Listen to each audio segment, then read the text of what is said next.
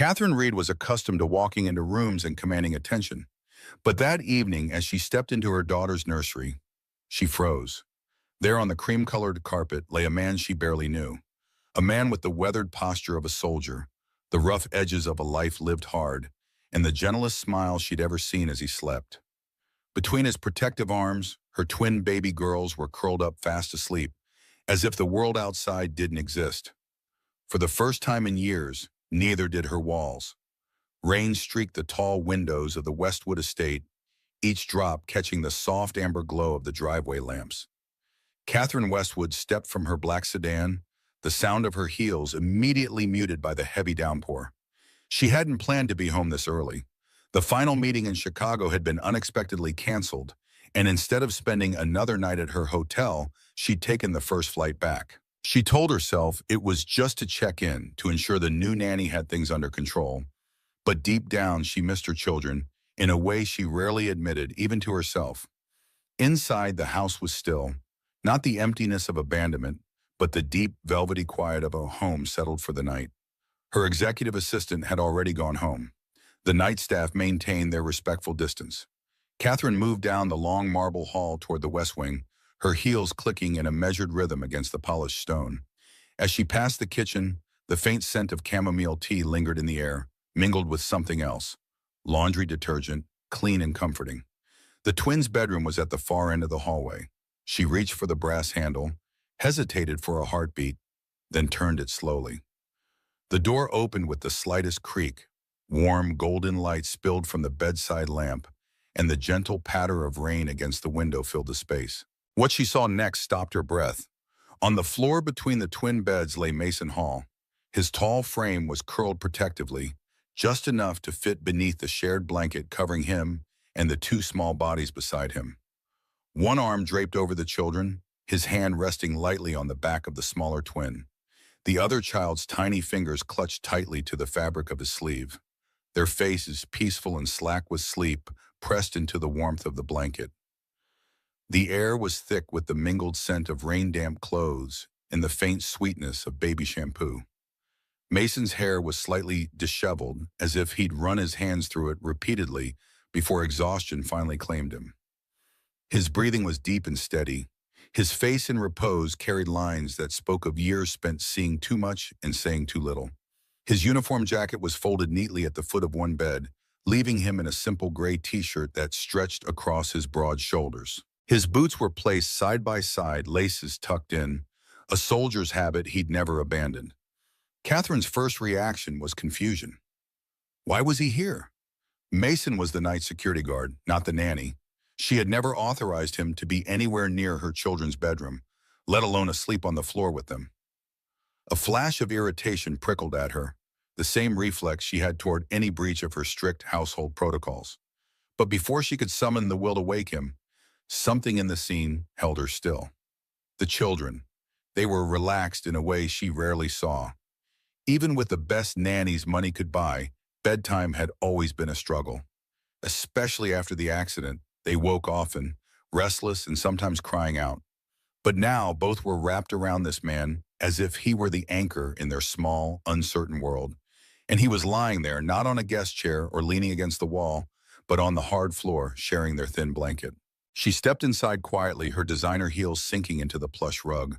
The closer she got, the more she noticed. The twins' breathing matched his, a perfect, unspoken rhythm. The tension she had grown accustomed to seeing in their little bodies was gone. She thought she saw the faintest smile tug at the corner of Mason's mouth as one of the twins murmured something in her sleep. Catherine had met Mason only a few weeks earlier when her head of security recommended him for the night shift. A veteran, they'd said, with a clean record and an unshakable sense of duty. She had barely spoken to him, just enough to note that he was polite, concise, and kept his eyes respectfully lowered. He was here to work, nothing more. And yet, here he was. Her mind flickered through possibilities. Had something happened? Did the nanny leave early? Was one of the twins sick? But no, the soft rise and fall of their chests told her they were fine. It was something else. Something that didn't fit neatly into a column on a staff report, and that unsettled her. She lingered at the doorway, torn between waking him and letting the moment stretch. The rain outside deepened, a steady percussion against the glass, and she found herself unwilling to break the fragile bubble of peace in the room. Mason shifted slightly, tucking the blanket closer around the smaller twin without opening his eyes. His hand lingered there, protective, as if he'd done this in his sleep 100 times before. Catherine's pulse slowed. The irritation she'd felt melted into something unfamiliar.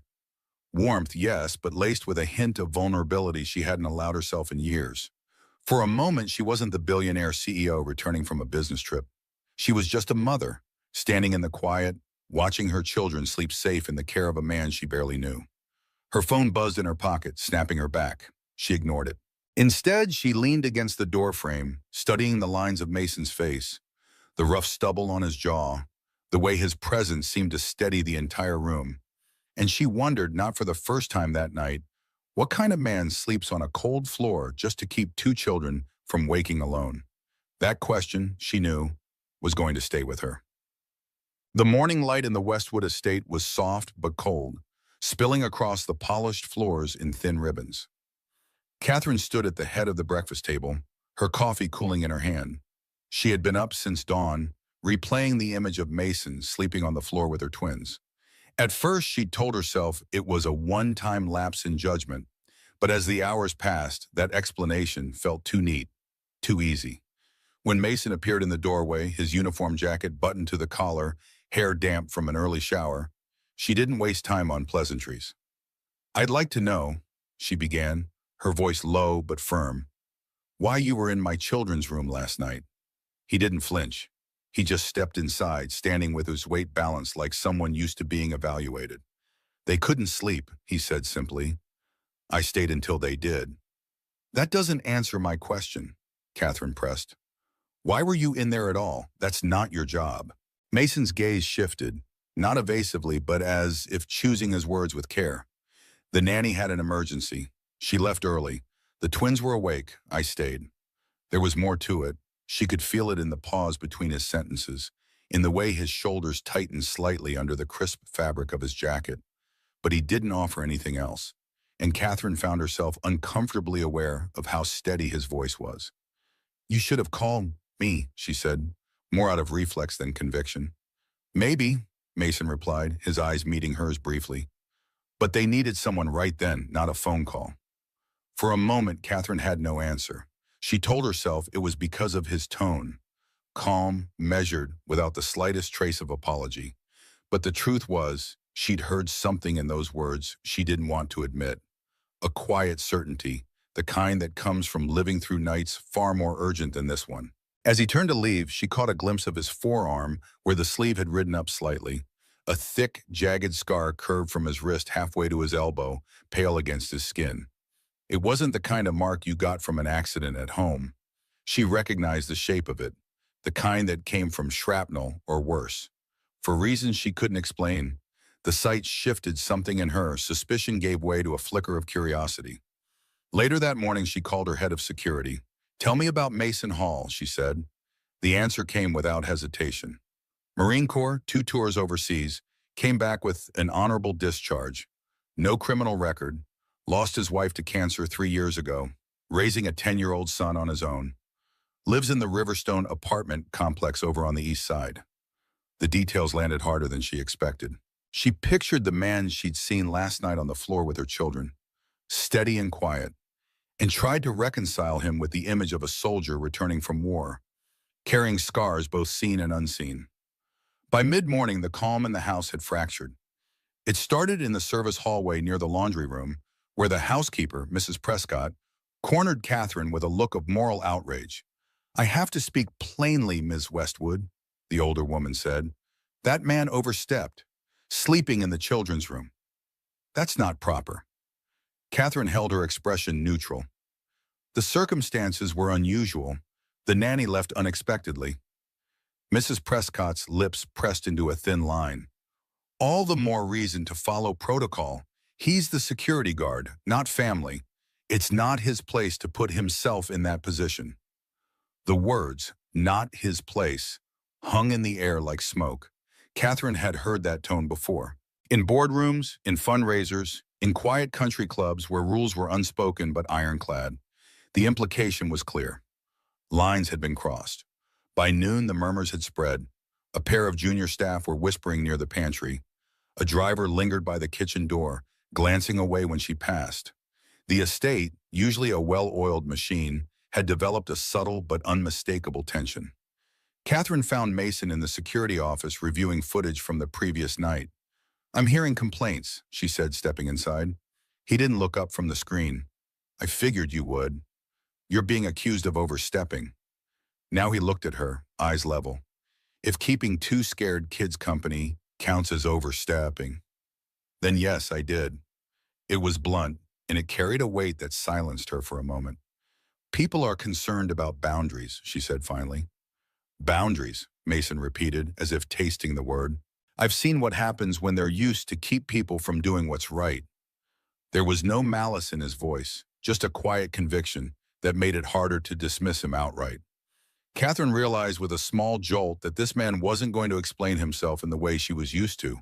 He would not beg for approval or craft a story to smooth over her discomfort. As she left the room, the low murmur of the rain from the night before still seemed to echo in her mind. She didn't yet know if she trusted him, but she knew one thing with certainty. This was not the last time Mason Hall would unsettle her carefully ordered world.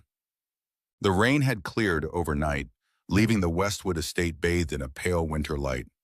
Catherine stood at the edge of the nursery, her arms folded loosely across her chest. The room was quiet, too quiet for children their age. The silence wasn't new.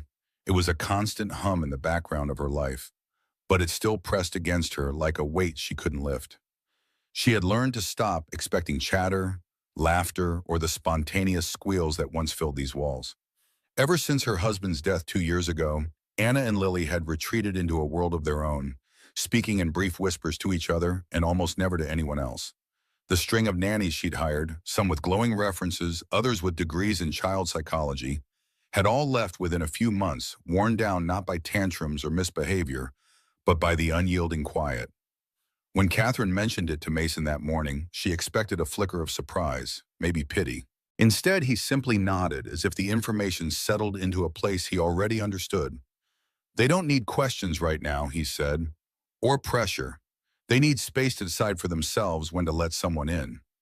She almost laughed, not mockingly. "And you think you can get through to them by giving them space?" "I don't think," he replied with a half-smile that didn't quite reach his eyes. "I know." By afternoon, Catherine found him in the playroom, not standing guard by the door like security staff usually did, but sitting cross-legged on the carpet. A blanket was spread beside him. On it, small wooden blocks were stacked in uneven towers, some leaning precariously, others toppled into colorful piles. Anna sat opposite him, her blonde hair falling in loose strands around her face, clutching a red block. Lily was closer to the wall, knees tucked under her dress, watching but not moving. Mason didn't speak. He didn't gesture for them to come closer or tell them what to do. He simply picked up 2 blocks and began stacking, slow and deliberate, as if he had nowhere else in the world to be. Minutes passed. The quiet in the room shifted, less like a barrier, more like a waiting space. Anna edged forward first, her small hands setting a block on top of his stack. Mason didn't comment, just moved a different block closer to her. The simple, unspoken exchange repeated until Anna was kneeling on the blanket beside him. Then, unexpectedly, she tugged at his sleeve. Mason glanced down. She pointed toward a mismatched pile of blocks and then to an empty corner of the blanket. He understood immediately. She wanted to start a new tower. Across the room, Lily's lips curved into the faintest smile. It wasn't much, but for Catherine, watching unseen from the doorway, it was more progress than any nanny had made in months. After nearly half an hour, Mason reached for the folded napkins sitting on the low table. "Want to see something?" he asked. Not to both, not loudly but gently, his eyes flicking from Anna to Lily. He flattened the napkin on the blanket, smoothing its edges. Then, with precise, deliberate folds, he shaped it into a sharp triangular pennant. "This," he said quietly, "is a battle flag. You carry it when you have to move forward, no matter how scared you are." Anna tilted her head, watching intently. Lily, for the first time, slid a little closer. Mason handed the flag to Anna, then took another napkin and began folding again, slower this time, letting the girls see each step.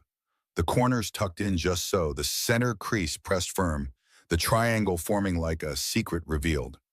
When he finished, he placed it in front of Lily. She didn't touch it right away, but her gaze stayed fixed on the small white flag. "You keep it," Mason said softly.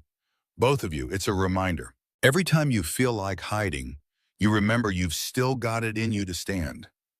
Catherine felt a strange pull in her chest. There was no grand speech, no coaxing, just a simple ritual done with the kind of care that made even a folded napkin feel like something sacred. And yet there was something in his tone, a gravity that hinted at a past most people couldn't imagine. Later, as the girls drifted back to their corner with the flags in hand, Mason stayed seated on the floor, stacking the last of the blocks alone. He didn't look toward the doorway, but Catherine had the odd sense he knew she was there. When she turned to leave, she caught herself glancing at the napkins again.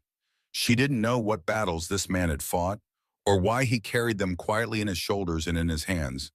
But she knew one thing: he was changing the air in her house, and not by force. It was something far rarer. The sky had been gray all afternoon, but by 3 o'clock, the rain came in hard, pounding the estate's glass windows like fists. Catherine was upstairs in her study, a dozen faces staring at her from the conference screen. The quarterly meeting had already run long. She barely noticed the shift in the rhythm of the storm outside. Downstairs, the house was oddly quiet. The temporary nanny hired just 2 days earlier had vanished somewhere between the kitchen and the staff lounge, muttering something about needing to make a phone call. Mason, making his usual rounds, paused at the end of the hallway that overlooked the back garden. Through the rain-streaked glass, a flash of movement caught his eye, a small figure darting across the lawn, dress plastered to her legs by the downpour. Anna. He didn't think. He just moved. Boots splashed through the tiled entry as he shoved open the rear door. The cold hit him first, then the sound, the unrelenting hammer of rain, the wind twisting his shirt against his back. Anna was halfway across the yard, her blonde hair a wet halo. She was calling out for something, though her voice was swallowed by the storm. Then he saw it. A small tabby cat perched precariously on the stone edge of the ornamental pond. The water below churned from the force of the rain, the slick stones glistening like glass. "Anna!" Mason's voice cut through the weather, firm but not loud enough to frighten her. She didn't look back. One tiny foot slid on the soaked grass, her arms flailing for balance. He was already running. The ground under him was mud and hidden roots. His boots skidded more than once. He closed the gap just as she stepped onto the first stone of the pond's border. A single terrible second, her foot slipped sideways, her center of gravity tipping toward the dark water. Mason lunged, his arm hooking around her small frame. He twisted as they fell, his back taking the brunt as they hit the wet ground. The impact drove the breath from his lungs. A sharp sting flared along his forearm where it had scraped a jagged rock. Anna clung to him, eyes wide, her chest heaving. The cat bolted to safety on its own, tail high as if nothing had happened. Above them, from the second-floor balcony, Catherine had come to investigate the commotion. She stood frozen, hands gripping the railing, watching the man who only days ago had been a name on a staff roster. The rain blurred everything, softened the edges, but she could see the instinct in his movements, the way he had shielded her child without a second's hesitation. Mason shifted to his knees, one arm still steady around Anna. "You okay?" he asked, searching her face. She gave a small nod, then buried her head against his chest. By the time they reached the covered patio, Catherine was already there, umbrella forgotten on the chair behind her. She knelt beside Anna, brushing wet hair from her daughter's face. "Go inside, sweetheart. Get dry clothes." Anna hesitated, then slipped away toward the house. Catherine's gaze moved to Mason. His shirt clung to him, the fabric torn at the sleeve where blood mixed with rainwater. "You're hurt," she said. "Oh, it's nothing." He glanced at the scrape, flexed his fingers. "Better me than her." It should have been simple gratitude, perhaps even a thank you, but the moment fractured almost immediately. From the far end of the patio, Richard Kendall, the estate's head of security, stepped forward. His voice was sharp, cutting through the sound of the rain. "You had no authorization to leave your post," Richard said. "You're here to handle security, not chase cats and play hero. That's for the domestic staff." Mason's jaw tightened. She was about to fall in. You still broke protocol. Richard's eyes flicked toward Catherine. For the safety of the household, I recommend he be reassigned off-site immediately.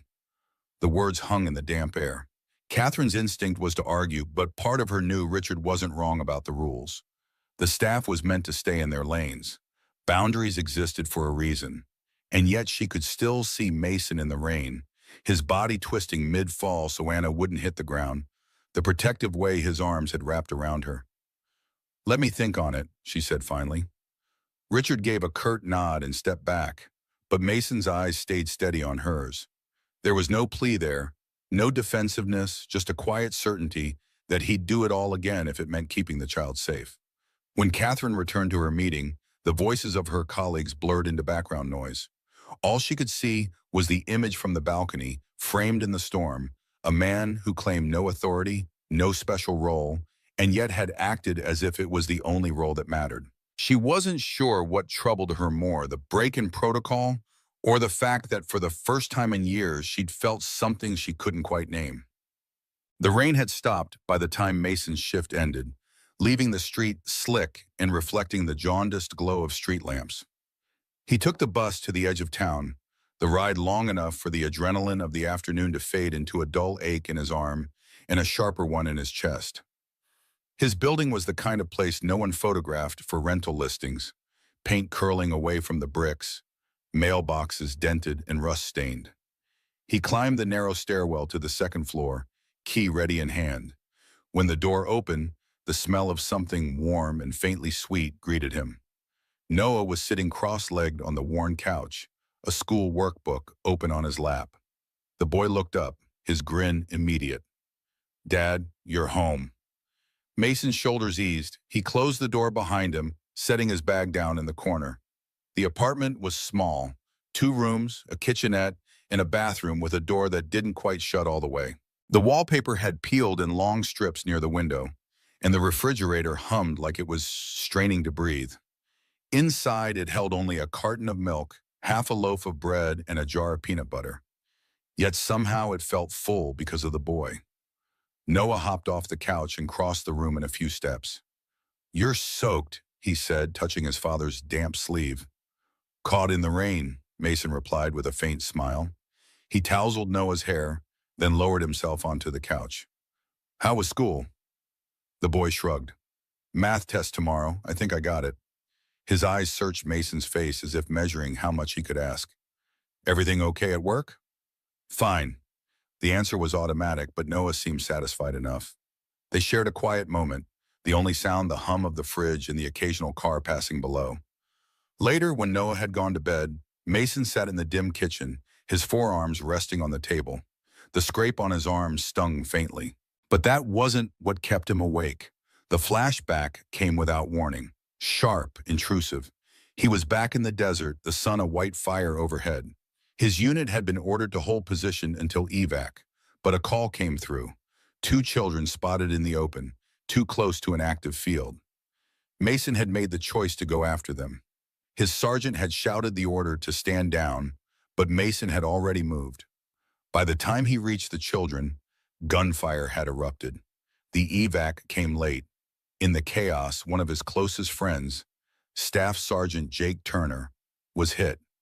Mason had carried him half a mile before realizing the truth. Jake was gone. That decision had cost him more than a commendation. It had planted a weight inside his chest that never left. Even after discharge, the nightmares, the what-ifs, the endless second-guessing, it was all there, stitched into the fabric of his days. And maybe that was why, when he saw a child in danger, any child, he couldn't just stand still. Across town, Catherine sat in her own kitchen, far removed from the crumbling paint and the hum of a tired refrigerator. The estate was silent except for the low murmur of the dishwasher.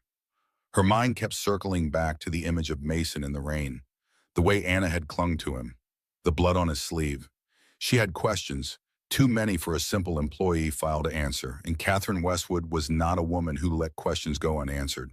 That was how she found herself in the maintenance wing the next morning, seeking out a man named Daniel Cooper. His name had been on a roster she'd skimmed once. Ex-military, honorable discharge, now working as part of the estate's facilities team. Daniel was in the workshop, oil-stained hands deep in the guts of a generator. He straightened when he saw her, wiping his palms on a rag. Bye, humanity, ma'am. Daniel, she said, keeping her voice even. You served with Mason Hall, didn't you? His brow furrowed slightly, but he nodded. Yeah, back in '09. Why? I want to know more about him. The man, not the employee. Daniel hesitated. That's not a simple story. I have time. Daniel set the rag down, leaning against the workbench. He was one of the best soldiers I ever knew. Smart, steady under fire, but he exhaled slowly. He blames himself for something that wasn't his fault. We were in Helmand. There was a situation. 2 kids in danger. Mason went after them. We got them out, but we lost Turner that day. Mason never forgave himself. Came back stateside and never quite put the uniform down, if you know what I mean. Always watching, always ready to step in. Catherine absorbed the words, the pieces of a puzzle starting to align. The way Mason hovered near the twins without smothering them, the instinct in his movements, the quiet weight in his eyes. Daniel continued, he's not the kind of man who'll tell you this himself, doesn't want pity. He just carries it. And maybe that's why he can't walk away when someone's at risk, especially kids. When Catherine left the workshop, she felt the shift. Her suspicion hadn't evaporated. Years of guardedness didn't vanish in an afternoon, but something else had taken root alongside it. Understanding, maybe, or something uncomfortably close to respect. Back in his apartment, Mason sat on the floor beside Noah's bed, watching his son sleep. Outside, the city hummed, indifferent. But here in this small, imperfect space, there was warmth enough to keep the dark at bay. For now. The call came just after sunrise when the pale light was still spilling cautiously into Mason's kitchen. He had been pouring coffee into a chipped mug, the kind that had survived moves and deployments, when his phone buzzed. The name on the screen made him freeze. Catherine Westwood. For a moment, he considered letting it go to voicemail. Then Noah's sleepy voice floated from the doorway. Aren't you going to answer, Dad? Mason thumbed the green icon. Hello? Catherine's voice was cool but not cold. Mr. Hall, I'd like to speak with you in person today. 2 hours later, Mason stood once again in the marble foyer of the Westwood estate, feeling like he'd stepped into another world. Catherine was waiting in the sunroom, dressed in a tailored cream blouse, her hair pulled back into a sleek knot. Sunlight caught in the rim of her coffee cup, but her eyes stayed on him. I've reconsidered, she began. What happened with Anna? It showed me something I can't ignore. You have instincts I value, but if you come back, it will be under clear terms. No overnight stays unless explicitly approved. No unsupervised outings without my consent. Everything documented. Mason stood there, hands loosely at his sides, absorbing the words. The offer was a lifeline, but it came with barbed edges. Why me? He asked quietly. Because the twins respond to you, she said simply. And because I think you might be the kind of man who can help them find their way back to the world. He didn't answer right away. The memory of his last assignment here, ending in rain, blood, and a security reprimand, still stung. He had failed before. He could fail again. And this time the cost might not just be his job, but the trust of 2 little girls who'd already lost too much. Catherine's voice softened. If you'd rather decline, I'll understand. That night, Mason sat at the small kitchen table, the Westwood contract lying between him and Noah. His son was working through a bowl of cereal, spoons scraping faintly against ceramic. You don't want to go back? Noah asked, glancing up. Mason exhaled slowly. It's not that simple. What if I mess it up again? What if Noah interrupted, his voice clear and steady. If someone believes you can do something good, you don't walk away just because you're scared. You told me once, courage isn't not being afraid. It's doing it anyway. The boy's gaze held his. Mason felt something tighten in his chest, then loosen. The next morning, he returned to the estate. The security gate opened without hesitation this time, but he could feel the eyes of the guards tracking him. Inside, the atmosphere was polite but brittle. A few staff members exchanged stiff nods. Others didn't bother hiding their disapproval. The head housekeeper whispered something to a maid as he passed, her expression pinched. In the playroom, the twins sat on the floor, a half-built train set sprawling across the rug. Anna's hair had come loose from its braid, and Lily was absently twirling a wooden caboose in her hands. When they saw him, Lily's mouth twitched into a shy smile. But Anna stood, clutching a small stuffed fox. She walked toward him, her bare feet silent on the carpet. Mason crouched to meet her gaze. "Hey, kiddo." She hesitated, eyes darting between his face and the toy in her hands. Then, in a voice so soft he almost thought he'd imagined it, she whispered, "Uncle M." It was the first sound she had made to anyone outside her sister in months. For a beat, the whole room seemed to hold its breath. Even Catherine, who had stepped quietly into the doorway, froze where she stood. Mason felt a rush of heat behind his eyes. He swallowed, managing a small smile. "That's me," he said gently. Anna's fingers tightened around the fox before she handed it to him, as if entrusting him with something precious. Catherine didn't speak until later, when they crossed paths in the hall. "For what it's worth," she said quietly, "I think you made the right choice." So did he. The late afternoon light slanted through the Westwood Estates library windows, painting the floor in amber stripes. The twins were in the next room, absorbed in a puzzle, their soft murmurs drifting like the sound of distant waves. Mason sat in one of the deep leather chairs across from Catherine, a porcelain teacup cradled in her hands. They had started meeting here after the girls' lessons. Small, unplanned conversations that grew longer each day. Today, Catherine broke the silence first. "I used to hate this time of day," she said, eyes fixed on the shifting light. "Twilight. My father always left around now when I was little. Said he had business. Sometimes he didn't come back for weeks." Mason looked at her, sensing the tension beneath her polished exterior. "You were close to him?" Her lips curved in a faint, humorless smile. "I was close to the idea of him, but every time I thought he'd stay, he didn't. My mother tried, but she was tired. I learned early not to rely too much on anyone. People leave." The last words hung between them like dust in the light. Mason understood that kind of wound, the kind that didn't bleed but never healed clean. He shifted in his chair. "When I was overseas," he began slowly, "we had a saying, 'It's not the bullet that kills you, it's the silence afterward.' I lost a man once, a friend, wrong call. I told myself for months that I could have done something different." Catherine's gaze softened. "What did you do?" "What any coward does," he said, his voice low. "I drank every night. I told myself it was to sleep, but really it was to stop thinking. And it worked until the day I saw my boy looking at me like I was a stranger. That was the day I stopped." There was no pity in her eyes, only a stillness that felt like respect. "You pulled yourself back." "No," Mason said. "Noah pulled me back. I just followed his voice." For a long moment, neither of them spoke. The air felt different, less like employer and employee, more like two people recognizing the fractures in each other's armor. But in another corner of the house, not all ears were friendly. From the shadows near the library door, a slender figure lingered, phone angled subtly.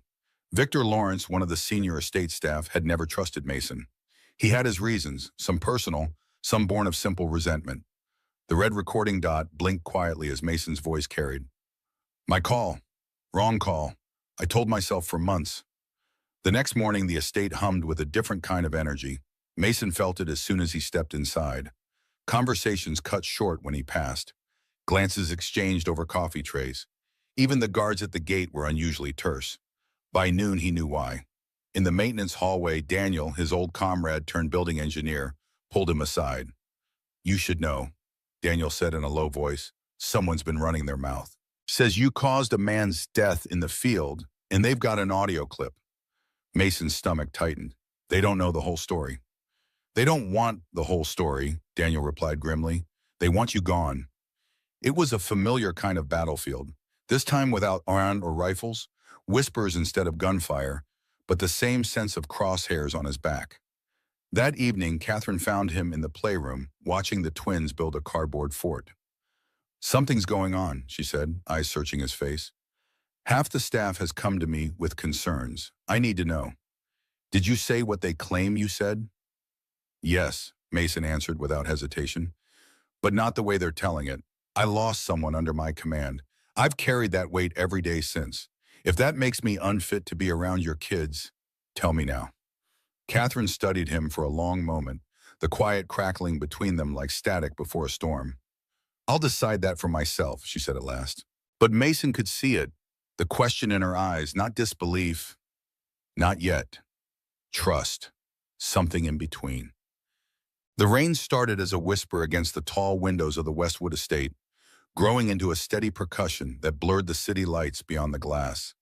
Inside, the house was unusually quiet. Catherine had been called to an emergency board meeting downtown, urgent enough that her driver barely waited for the front gates to close before pulling away. Mason had just finished reading to the twins in their upstairs playroom. Anna was curled under a blanket, fighting sleep, while Lily had fallen asleep mid-doodle, crayon still in hand. The warm hum of the night routine was a sharp contrast to what was brewing miles away in the heart of Catherine's company. Across town in a steel and glass conference room, voices clashed over a projected spreadsheet. Catherine stood at the head of the table, her jaw set. If we can't lock down that server breach before the contract review tomorrow, Harrington Holdings walks. That's $80 million in future revenue gone. Her head of ET shook his head grimly. The intrusion point traces back to a ping inside the home network. It's possible, he hesitated. Possible someone had physical access. Catherine felt the chill in those words. The estate, the place she had considered the safest point in her orbit. Back at the mansion, the first sign of trouble came not as sound, but absence. Mason noticed it the way soldiers notice when the wind changes. Too quiet downstairs.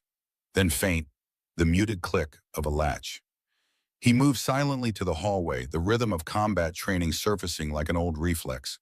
From the staircase landing, he caught a shadow sliding along the wall near the ground floor study. And then the sound that froze him, Anna's muffled whimper from the bedroom behind him. Two paths opened in his mind. One led down the stairs toward the study, the server hub, the source of the breach. The other led back to the girls. In war, you calculate the objective. Tonight, the objective was clear. Protect the living. Mason shut the playroom door softly and moved quickly inside, crouching before the twins. We're going to play a game, he whispered. Stay under the desk. No sound, no matter what you hear. Anna's wide eyes searched his, and for the first time, Mason saw something beyond fear. Trust. The intruder's footsteps were heavier now, moving toward the hall. Mason slipped out, closing the door without a sound, and positioned himself in the narrow corridor outside the girls' room. The house security alarms, silent for now, hadn't tripped, meaning whoever was here knew the system. A figure emerged from the dim hall, hood pulled low, a black satchel slung across one shoulder. The man's gaze flicked up in surprise at the sight of Mason. That half-second hesitation was all Mason needed. He moved forward in a controlled burst, catching the man's wrist before it could reach inside his jacket. They hit the wall with a muffled thud. The intruder twisted, striking at Mason's ribs, but Mason pivoted, absorbing the blow and driving the man toward the staircase. The fight was quick, dirty, and without flourish. Both men breathing hard, trading grips and shoves until Mason managed to wrench the satchel free. The intruder bolted down the stairs and into the rain-slicked night, vanishing before Mason could give chase. By the time estate security arrived, delayed by the storm and a suspiciously cut comm line, Mason was standing in the foyer, shirt torn, the satchel at his feet. Inside, a portable drive, still warm from the server connection, and beside it, a smashed handheld device that had been halfway through siphoning files when Mason had stepped in. When Catherine returned an hour later, her hair damp from the storm and her voice edged with exhaustion, the head of security laid out the facts. The breach had deepened while she was gone. The portable drive Mason recovered contained fragments of sensitive data, but not all. The rest was gone. He stayed upstairs, one guard noted. Didn't try to secure the server room. Catherine's gaze cut to Mason. Is that true? Mason's answer was steady. Yes, I heard them upstairs first. I wasn't going to leave the girls. Her expression was unreadable, caught between gratitude and frustration. That decision cost us critical data, Mason. The kind we can't get back. They're just files, he said quietly. They're not your daughters. The words hung in the room, heavy and divisive. By morning, the story had already fractured the household. Some staff whispered that Mason was a hero who'd put the girls above everything. Others muttered that he was reckless, that the company's future, and by extension, the twins' security, was tied to that data. And in the middle of it all, Catherine stood at the threshold of two truths, neither of them easy to hold. The storm had passed, but the air in the Westwood estate was no less heavy. Overnight, headlines had started to leak. Security breach at Westwood Global, 80 million contract at risk. Catherine had spent the morning moving between damage control calls and curt responses to board members demanding answers. Through it all, Mason's name kept surfacing, not in the press, but in whispered conversations behind closed doors. By noon, Daniel, one of the maintenance leads and the only person in the house who treated Mason like an equal, asked Catherine for a private word. They met in the side garden, where the wet stones still glistened from last night's rain. Daniel didn't waste time. "You think Mason screwed up last night?" he said, his voice low. "But you don't have the whole picture." Catherine crossed her arms, impatient. "I have the picture that matters. We lost critical data because he didn't follow protocol." Daniel shook his head. "That critical data you're so worried about? Half of it was a ghost file." "Allure?" She blinked. "Allure?" "Yeah, Mason planted it weeks ago. It's rigged with a tracker. Low grade, buried deep, so subtle your IT guys wouldn't even notice unless they were looking for it. And judging from their reaction last night, they weren't." Catherine frowned. "Why would he even—" "Because," Daniel interrupted, "the man who broke into your server room isn't just some corporate thief. He's tied to a case Mason's been chasing for years. A little girl went missing, daughter of a guy Mason served with in Helmand. They never found her until a few months back when a lead pointed straight to a tech broker who sells both stolen data and—" He hesitated. "And kids?" The words hit like cold steel. Catherine's throat tightened. "And you're saying the man in my house fits the profile?" "Mason's been in touch with a detective in missing persons. He offered himself as bait, knowing the guy might try to breach a high-value target. The files he let go? They're tagged. As we speak, that detective is following a breadcrumb trail Mason set." Catherine took a slow breath, the weight of the revelation pressing down. Images from last night replayed in her mind. Mason's steady gaze when she'd accused him, the way he'd said, "They're not your daughters." "And if he'd gone to the server room instead of the girls?" she asked. Daniel didn't hesitate. That man could have grabbed Anna or Lily, and if he got past the gates with one of them— He let the thought hang, unfinished but suffocating. For the first time since the breach, Catherine felt the tight knot in her chest shift, not loosening, but changing shape. The outrage she'd been nursing turned into something harder to name, a mix of guilt, gratitude, and the uneasy awareness that she might have misjudged the one man in her home who wasn't afraid to stand up to her. "You should also know," Daniel added, "Mason didn't tell you any of this because the op's still alive. The less you knew, the cleaner the chain of custody for whatever the cops catch." Catherine turned toward the main house, her heels crunching on the wet gravel. The sky was clearing now, patches of pale blue breaking through the gray, but her mind was still a storm. Mason had risked his reputation, his job, maybe even his freedom, and he'd done it quietly, without asking for trust first. She found herself wondering if that was bravery or a man so used to carrying the weight alone that he didn't know how to set it down. In the days that followed, the estate settled into an uneasy routine. Catherine's damage control had been swift and effective, a strategic leak about a security test that had identified vulnerabilities, a reassurance to investors that resulted in only a minor dip in stock prices. But beneath the surface, currents were shifting. The twins began to emerge from their shell. It started small, Anna asking for Mason when he wasn't in the room, Lily bringing him drawings with colors that hadn't appeared in her work for months. And Mason, steady as always, became a fixed point in their orbits, never pushing, never demanding, just present. Catherine watched this transformation with a mix of wonder and unease. She found reasons to be in the room when Mason spent time with the girls, reviewing paperwork at the nursery desk, taking calls in the corner of the playroom. She told herself it was caution, but deep down, she knew it was something else entirely. She was beginning to see what Daniel had seen, not just the soldier or the security guard, but the whole of the man. On a crisp morning when the November air carried the first hint of frost, Victor Lawrence appeared in her office doorway. Victor had been her head of digital operations for nearly 5 years, his expertise undeniable, even if his demeanor left something to be desired. He was trim, impeccably dressed, with a smile that never quite reached his eyes. "We need to talk about the new security measures," he said, sliding a tablet across her desk. "After the breach, I've taken the liberty of upgrading the entire system." Catherine scanned the proposal. "This is comprehensive." "It has to be."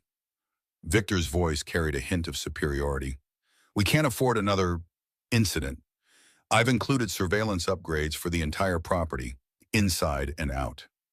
She paused at that. Inside. For the children's safety, of course. Catherine looked up, studying him. She'd known Victor since college. They'd dated briefly before her marriage. Him. Remained colleagues after, but something in his tone struck a discordant note. "I'll review it," she said, setting the tablet aside. Victor lingered. "There's something else. Your new guard, Hall, his background check was incomplete." "What do you mean?" "I've done some digging. Did you know he was questioned in connection with a case involving classified documents? Nothing came of it. But still, a man with access to your home, your children." The implication hung in the air. Catherine felt a strange defensiveness rise in her chest. "Thank you for your concern, Victor. I'll look into it." After he left, she sat motionless, staring at the closed door. The seeds of doubt had been carefully planted. She told herself they wouldn't take root. But as the day wore on, the questions multiplied. That evening, she found Mason in the kitchen making hot chocolate with the twins. Anna was standing on a stool, carefully stirring a pot while Mason held it steady. Lily was arranging marshmallows on a plate, sorting them by size with methodical precision. It was such a normal scene, so achingly domestic, that Catherine almost turned away. But Anna spotted her. "Mommy?" The word still felt new, a gift recently unwrapped. "We're making hot chocolate. Uncle M showed us the secret recipe." Mason glanced up, his expression carefully neutral. "Hope that's okay." "It's fine," Catherine said. Then, after a moment's hesitation, "Room for one more?" Something flickered across Mason's face. Surprise. Perhaps pleasure. "Always." Later, after the girls had been tucked in, Catherine found herself alone with Mason in the kitchen. The remains of their impromptu dessert were scattered across the counter, empty mugs, a dusting of cocoa powder, a few forgotten marshmallows. "That was your mother's recipe," she said. It wasn't a question. Mason looked up from where he was wiping down the counter. "How'd you know?" "The way you showed them, like you were passing down something precious." He nodded, a small smile touching his lips. "She made it every Sunday, no matter how tight money was that week. Said some traditions matter more than practicality." Catherine leaned against the doorframe. "Victor Lawrence came to see me today. He had concerns about your background."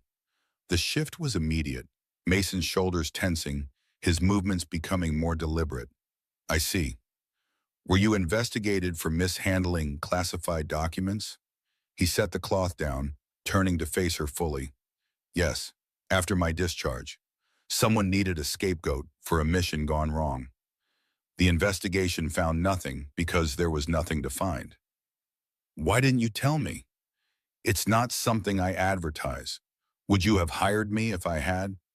The honesty of the question caught her off guard. "Probably not." "There's your answer." She studied him in the soft kitchen light, the way his guard was now firmly in place. The man who had made hot chocolate with her daughters had retreated, replaced by the soldier who assessed threats in calculated responses. "Victor wants to install additional surveillance throughout the house." Mason's jaw tightened. "And you're considering it." "Shouldn't I be, after what happened?" "Your house, your call." His voice was even, but something in his eyes had closed off. "But ask yourself this. Who benefits most from having eyes everywhere? The twins, who are just starting to feel safe, or someone with access to the feeds?" Before she could answer, he gathered the last of the dishes and placed them in the sink. "I should check the perimeter before I clock out." As he left, Catherine felt the distance between them widen again. It was a familiar feeling, this deliberate separation. She had built her life around such boundaries, clear lines between personal and professional, parent and CEO, past and present. But watching Mason walk away, she wondered if some boundaries were less like protection and more like prison walls. The next Saturday dawned clear and cold. Catherine had cleared her schedule, a rarity that the twins met with cautious excitement. They were eating breakfast when Mason arrived, earlier than his usual shift. Noah was with him, a slender boy with his father's watchful eyes and a smile that came more easily. He stood slightly behind Mason, taking in the grand dining room with undisguised curiosity. "Ms. Westwood," Mason began, "I hope it's not an imposition. The babysitter canceled last minute and—" "It's not a problem," Catherine said, gesturing to the empty chairs. "Join us." Noah needed no further invitation. He slid into the seat beside Lily, who regarded him with solemn interest. "I'm Noah," he said, offering his hand with a formality that spoke of careful coaching.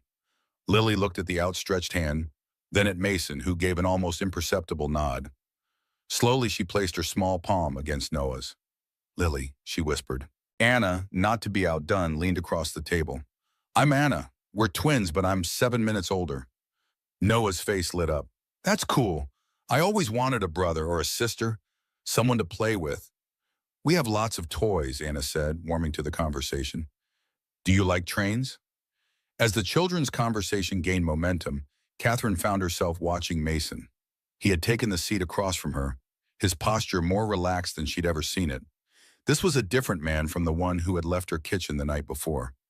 Here, with his son nearby, the walls he maintained seemed thinner, more permeable. "Thank you," he said quietly. "For this." Catherine nodded, surprised by the simple gratitude. "He seems like a good kid." "The best part of me." There was no pretense in the words, just a father's unvarnished truth. After breakfast, the children migrated to the playroom. Catherine and Mason followed, settling into the window seat that overlooked the sprawling back garden. The November sun cast long shadows across the lawn, turning the ornamental pond into a mirror of burnished gold. For a while, they simply watched the children. Noah had integrated himself seamlessly into the twins' world, showing them how to build a more stable block tower, listening seriously to Anna's elaborate backstory for her stuffed fox. "He's good with them," Catherine observed. "He's had practice. The building super has 3 kids. Noah watches them sometimes when Mrs. Diaz needs to run errands." "At his age?" Mason's smile held a hint of pride. "He's always been older than his years." "Like his father?" The comment earned her a sideways glance. "Maybe, though I'd hope he carries less baggage." Catherine turned to face him fully. "About yesterday, Victor's proposal. I haven't made a decision yet." Mason nodded, his attention still on the children. "It's not my place to question your security choices, but you have concerns." He was quiet for a moment, weighing his words. "Surveillance changes how people behave. Not just the bad actors, but everyone. Knowing you're being watched, it creates a different kind of prison." The insight struck her more deeply than she expected.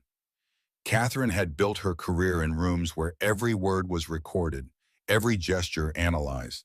She'd learned to perform accordingly, to present a version of herself polished for consumption. The idea of bringing that same scrutiny into her home, into her children's sanctuary, suddenly felt intrusive. "I'll take that under advisement," she said more formally than she intended. Before Mason could respond, a crash from the playroom pulled their attention back to the children. Noah was on his feet, apologizing profusely. A vase lay in pieces on the floor, water and flowers scattered across the expensive carpet. "I'm sorry, I didn't mean to." His face had gone pale. Mason was already moving, but Catherine reached the scene first. She knelt beside the broken glass, careful of the shards. "Are you hurt?" she asked, checking Noah's hands and feet. He shook his head, eyes wide with apprehension. "I can pay for it. I have money saved." The earnestness of the offer, from a child who clearly had little to spare, caught at Catherine's heart. "It's just a vase," she said gently. "Things break. That's what things do." Relief washed over Noah's face, followed immediately by confusion, as if he'd been bracing for a reaction that hadn't come. Mason appeared with a dustpan and towel, his movements efficient. As he helped clean up, Catherine caught the look that passed between father and son. Mason's reassurance, Noah's gradual relaxation. Later, when the mess had been cleared and the children had moved on to a new game, Mason found Catherine in the hallway. "Thank you," he said simply. "For how you handled that." She brushed it off. "It was nothing." Not to him it wasn't. Mason's voice had dropped lower. His mother, when she was sick, the medication made her unpredictable. Things breaking was a trigger. It took a long time for him to stop flinching at loud noises. The confession came without warning, a piece of his private history offered without expectation. Catherine felt the weight of it, the trust implicit in the sharing. "I'm sorry," she said, meaning it. Mason held her gaze. "Don't be. He's healing. We both are." The moment stretched between them, fragile and significant. Then Noah's laugh echoed from the playroom, breaking the spell. "I should get back," Mason said, stepping away. Catherine watched him go, feeling as if something important had just happened, though she couldn't quite name what it was. The invitation arrived on Monday, the annual Westwood Global Charity Gala, held at the Metropolitan Museum of Art. Catherine had attended every year since founding the company, a necessary ritual of corporate goodwill and strategic networking. This year, however, the thought of the event filled her with unusual dread. It would be her first major public appearance since Robert's death. The press would be watching, analyzing her every expression, looking for signs of either recovery or collapse. She was studying the invitation at her desk when her assistant, Claire, appeared with the day's schedule. "The event planners need final numbers for the gala," Claire said, tablet in hand, "and they wanted to confirm you'll be attending alone or with a guest." Catherine hesitated. "Alone, of course." Claire nodded, making a note. "And for the children, will Miss Prescott be staying overnight with them? Or would you prefer one of the newer nannies?" The thought of leaving the twins with either option sent an unexpected wave of anxiety through Catherine. Mrs. Prescott was competent but cold, and none of the rotating nannies had formed any real connection with the girls. "Actually," she heard herself say, "I was thinking of asking Mason to stay. The girls are comfortable with him." Claire's stylist paused mid-tap. "Mr. Hall, the security guard? Is there a problem?" "No, of course not." But Claire's expression said otherwise. "It's just unusual. People might talk." "People always talk," Catherine replied, a note of finality in her voice. "Make the arrangements." Later that day, she found Mason in the security office, reviewing camera footage from the previous night. He looked up as she entered, immediately alert. "Ms. Westwood." "Catherine," she corrected him, closing the door behind her. "I have a proposition for you." She explained about the gala, the overnight requirement, the twins' comfort with him. "I'd compensate you for the additional hours, of course." Mason considered her, head slightly tilted. "You're sure there must be more qualified options?" "If by qualified you mean someone with a degree in childhood education, then yes. But the girls trust you. That's the qualification that matters to me right now." He nodded slowly. "What about Noah?" The question caught her off guard. She hadn't considered that the arrangement would require him to find overnight care for his own child. "Bring him," she said, the solution obvious once articulated. "The guest room adjoining the nursery has 2 beds. The children got along well on Saturday." Mason studied her face as if searching for some hidden agenda. "That's generous." "It's practical," she countered, though they both knew it was more than that. "So will you do it?" "Yes," he said simply. "We'll be there." As Catherine turned to leave, Mason called after her. "Catherine?" She paused at the door, struck by the sound of her name in his voice. "They'll be fine. I promise." The confidence in those words stayed with her throughout the day, a small comfort against the growing unease about the upcoming event. The night of the gala arrived with a flurry of preparation. Catherine's dress was a masterpiece of understated elegance, midnight blue silk that caught the light as she moved, revealing subtle threads of silver. Her hair was swept up, diamond drops at her ears, her makeup flawless. She looked every inch the successful CEO, the grieving widow finding her strength, the woman in control of her destiny. It was a performance she had perfected over years of public scrutiny. In the nursery, a different scene was unfolding. Mason sat cross-legged on the floor, Noah beside him, while the twins showed them their bedtime routine with the enthusiasm of tour guides in a foreign land. And then we have to check for monsters, Anna explained, pulling open the closet door. Mommy says there aren't any, but we check anyway. Smart, Mason said seriously. Always verify your intel. Lily tugged at his sleeve. Will you read the story tonight? Mommy has to go to her party. Of course, he answered, glancing up as Catherine appeared in the doorway. The twins rushed to her, careful not to wrinkle her dress as they hugged her waist. You look like a princess, Anna declared. Thank you, sweetheart. Catherine knelt, bringing herself to their level, despite the expensive fabric. You'll be good for Mason and Noah? Both girls nodded solemnly. We'll take care of them, Lily said with unexpected gravity, earning a smile from Noah. I've left all the numbers on the kitchen counter, Catherine told Mason, straightening. My cell, the event coordinator, the pediatrician. We'll be fine, he assured her, echoing his earlier promise. Go. Charm the donors. Save the world. There was a lightness in his tone, a gentle teasing that felt new between them. Catherine found herself smiling in response. I'll try to be back by midnight. Don't worry about us, Cinderella. His eyes held hers for a beat longer than necessary. The castle will still be standing when you return. The exchange left Catherine feeling oddly buoyant as her driver guided the car through the city streets toward the museum. It had been a long time since anyone had spoken to her with that kind of easy familiarity, without agenda or calculation. The gala itself was exactly as expected, a carefully choreographed dance of wealth and influence. Catherine moved through it with practiced grace, shaking the right hands, making the appropriate pledges, fielding questions about Westwood Global's latest innovations with confident poise. But beneath the polished surface, her mind kept drifting back to the estate, to the twins, to Noah's earnest face, to Mason sitting on the nursery floor promising to check for monsters. Catherine, you look stunning. The voice drew her back to the present.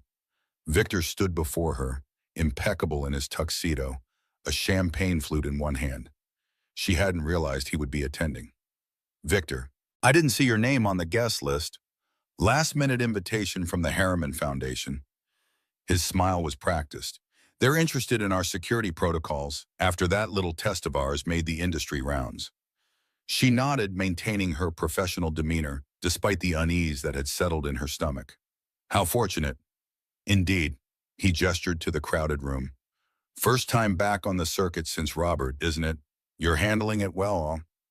The mention of her late husband from Victor's lips felt intrusive, almost profane. Thank you for your concern. Always concerned about you, Catherine. He moved closer, lowering his voice. Speaking of which, I heard an interesting rumor today. Something about your new security arrangement at home? The chill that ran through her had nothing to do with the museum's air conditioning. Oh? Mason Hall, staying overnight, with your children. Victor's expression was carefully neutral, but his eyes held something else. Bold choice. The twins are comfortable with him. I'm sure they are. He has a way of making himself indispensable. Victor sipped his champagne. Just be careful. Men like that, with their backgrounds, their damage, they're not always what they seem. Before Catherine could respond, a board member approached, pulling her into a conversation about quarterly projections. Victor slipped away, but his words remained, a shadow at the edges of her thoughts. By 11, the weight of the evening, the constant performance, the subtle scrutiny, Victor's insinuations, had become exhausting. Catherine made her excuses and left early, the car cutting through the now quiet streets back toward home. When she arrived, the house was still, peaceful in a way that felt new. She slipped off her heels in the foyer, padding silently up the stairs toward the nursery. The door was ajar, a soft light spilling into the hallway. Catherine paused at the threshold, taking in the scene before her. The twins were asleep in their beds, faces relaxed in the kind of deep slumber that had eluded them for so long.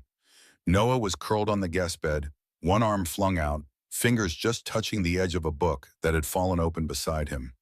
And Mason was sitting in the rocking chair between the beds, head tilted back, eyes closed.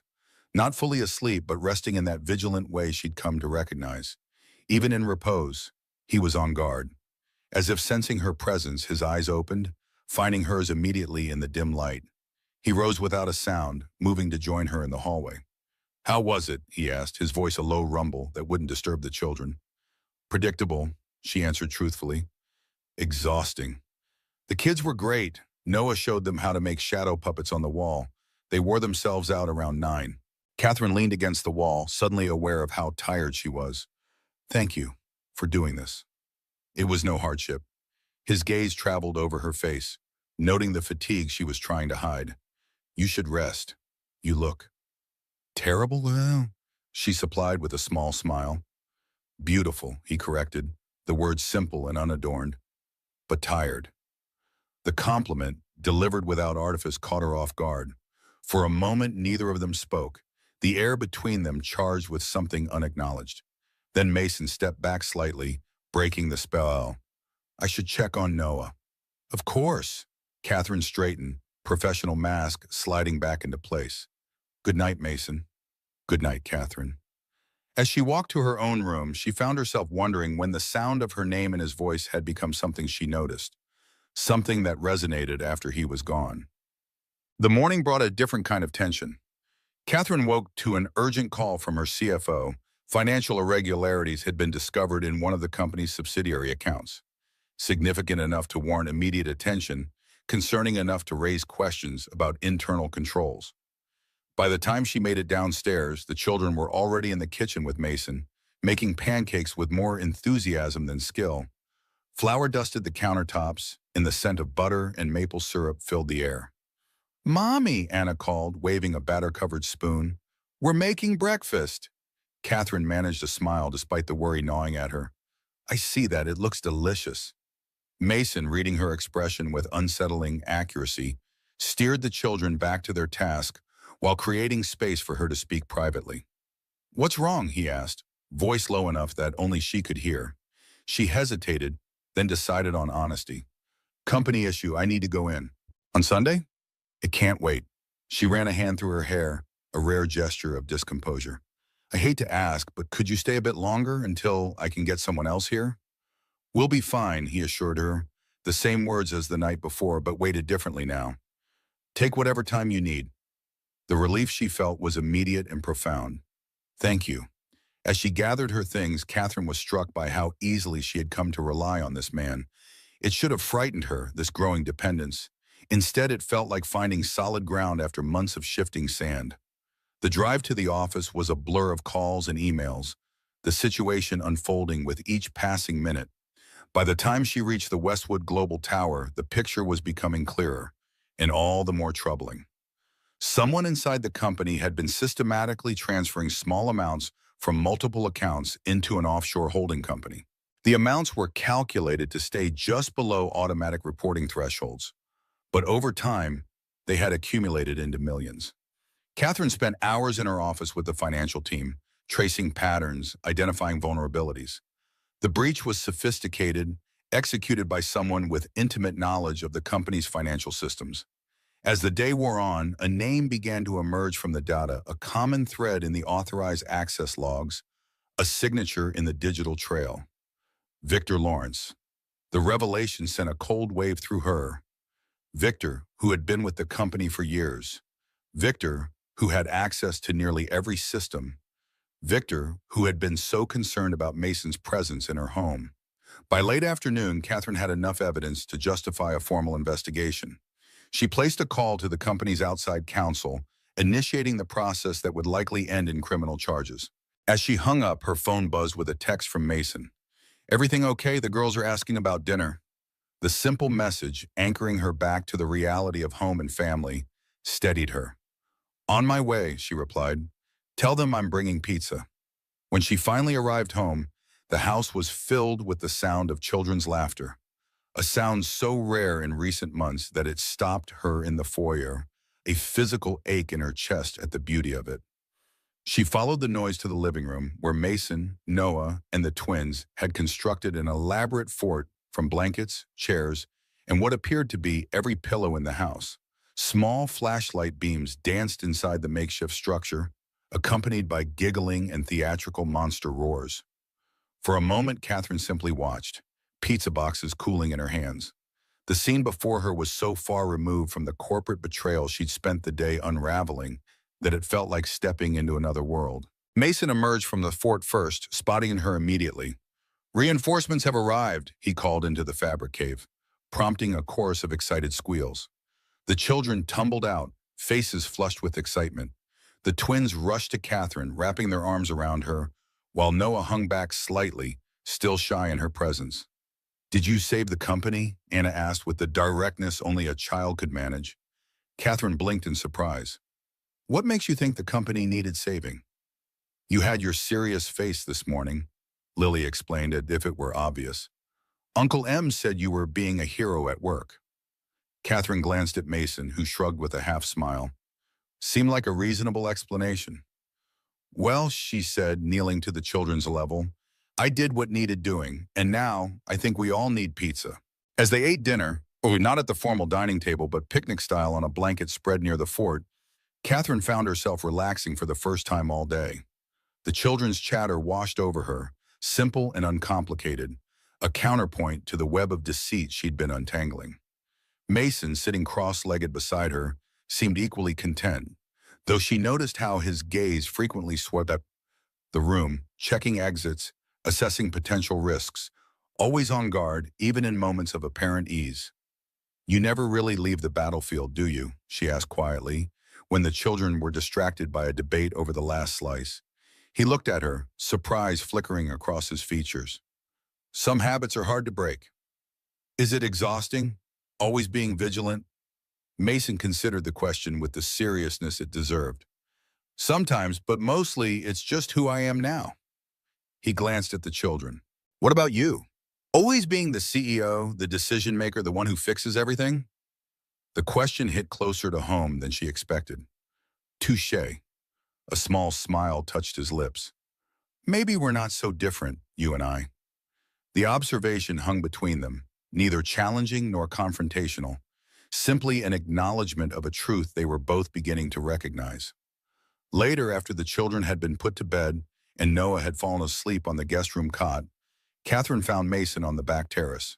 The night was cold but clear, stars visible despite the city's glow.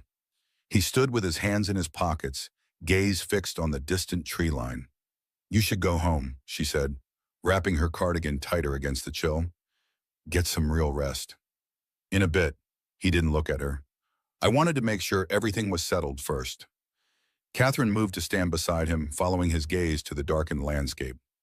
"Thank you for today, for all of it, really. Just doing my job." "No," she said firmly. "It's more than that, and we both know it." He turned to her then, his expression unreadable in the dim light. "Does that bother you?" The question was layered with meaning, with potential complications neither of them had acknowledged. Catherine considered deflecting, falling back on the professional distance she typically maintained. But something about the night, about the day's revelations, about the man standing before her, demanded honesty. "It should," she admitted, "but it doesn't." Mason studied her face as if memorizing the contours of this moment. "Catherine, there's something you should know." Before he could finish, her phone buzzed insistently. The screen showed her CFO's number. "I'm sorry, I have to take this." The call was brief but devastating. The financial trail they'd been following had led to something far worse than embezzlement. Hidden in encrypted files on Victor's company server, they'd found evidence of a sophisticated operation trafficking in stolen data, and disturbing references to an organization that exploited vulnerable children. When she hung up, her hands were shaking. "I have to go back in, right now." Mason straightened, instantly alert to her distress. "What happened?" "Victor, it's worse than we thought." She struggled to find words that wouldn't reveal too much of the horror she'd just learned. "Much worse. I'm coming with you." "No," she said quickly. "The children need you here. I'll take security. This is a company matter." He stepped closer, his voice dropping to the tone he used when absolute attention was required. "Catherine, listen to me. Victor Lawrence isn't just stealing from your company. He's part of the network I've been tracking. The same one connected to the break-in." The revelation hit her like a physical blow. "How do you know this?" "Because I've been working with federal investigators for months. That's why I took the job here in the first place. We suspected someone at Westwood Global was using the company's resources to support a trafficking operation. Catherine felt the ground shift beneath her. You were using me, my company, my children. No. His denial was immediate and fierce. The job was real. Everything that's happened since has been real. But yes, I was placed here as part of an investigation. And now, if you're seeing what I think you're seeing, we need to move carefully. Victor is dangerous. She stepped back, anger and betrayal warring with the logical part of her brain that recognized the truth in his words. Why should I trust you now, when you've been lying to me from the start? Because despite everything, you know I would never let anything happen to your children. Or to you. His gaze held hers, unwavering. And because right now, I'm the only one who knows exactly what we're dealing with. The standoff lasted several heartbeats, the night air crackling with tension. Finally, Catherine made her decision. The children, I'll call Daniel. He can be here in 20 minutes. The house will be secure. She nodded once. Then we go together. As they prepared to leave, Catherine felt a curious calm descend. The betrayal still stung, the revelation of Mason's true purpose still unsettled her. But beneath it all was a certainty she couldn't ignore.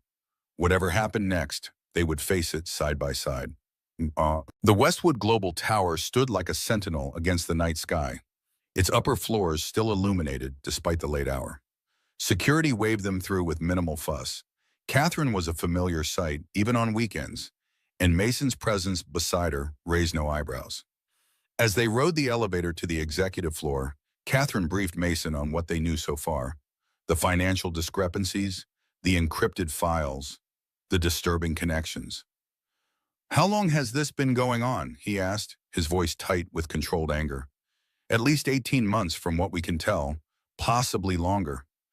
Catherine watched the floor numbers climb. The question is, how much did he access? How much damage has he done? The elevator doors opened to a hushed office space.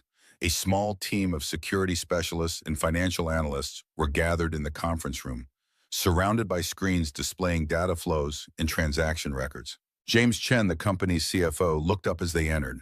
His expression registered surprise at Mason's presence, but shifted quickly back to professional concern. We've identified 3 separate accounts, he began without preamble, all funneling into shell companies connected to a holding group called Nexus Ventures. That's one of their fronts, Mason confirmed, stepping forward. It's how they move money across borders without triggering alerts. The room fell silent, all eyes turning to him. Catherine cleared her throat. Mr. Hall has been working with federal investigators on a related case. He has information that may be relevant. For the next hour, they pieced together a grim picture. Victor had been using Westwood Global's infrastructure to support a sophisticated criminal enterprise. The company's advanced encryption tools, designed to protect client data, had been repurposed to create secure channels for illegal transactions.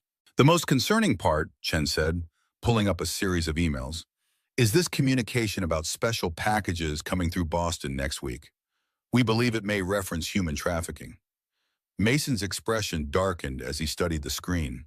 It does, and those dates align with information we've been tracking. We believe they're moving children through major port cities using legitimate shipping companies as cover. My God, Catherine whispered, the full weight of the situation settling on her shoulders. Her company, her life's work, had been weaponized for something monstrous. Where is Victor now? Mason asked, his voice steady despite the tension evident in his posture. Chen tapped a few keys, bringing up the building's security system. His access card was used about 40 minutes ago. 38th floor, the data center. He's clearing evidence, Mason said immediately. We need to move, now. Catherine turned to the security team. Lock down the building. No one in or out until we have him. As the team mobilized, Mason pulled her aside. This isn't just a corporate security issue anymore. This is an active federal investigation. We need to call in my contact at the Bureau. She nodded, the CEO and her making rapid calculations. Make the call, but we move now. If he's destroying evidence, every minute counts. They took a service elevator to the 38th floor, accompanied by 2 members of the security team.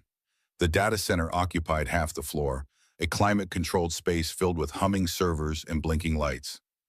His access card opened that door, one of the security officers said, pointing to a reinforced entrance at the far end.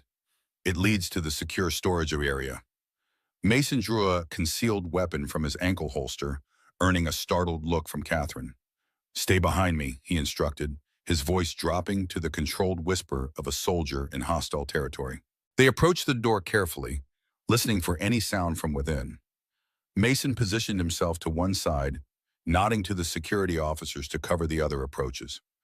"Victor Lawrence here," he called, his voice echoing in the cavernous space. "Federal agents are on their way. Come out now, hands visible." Silence was the only response. Mason exchanged a look with Catherine, then tried the door.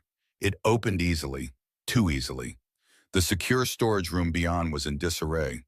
Hard drives had been removed from their bays, monitors smashed, papers scattered across the floor.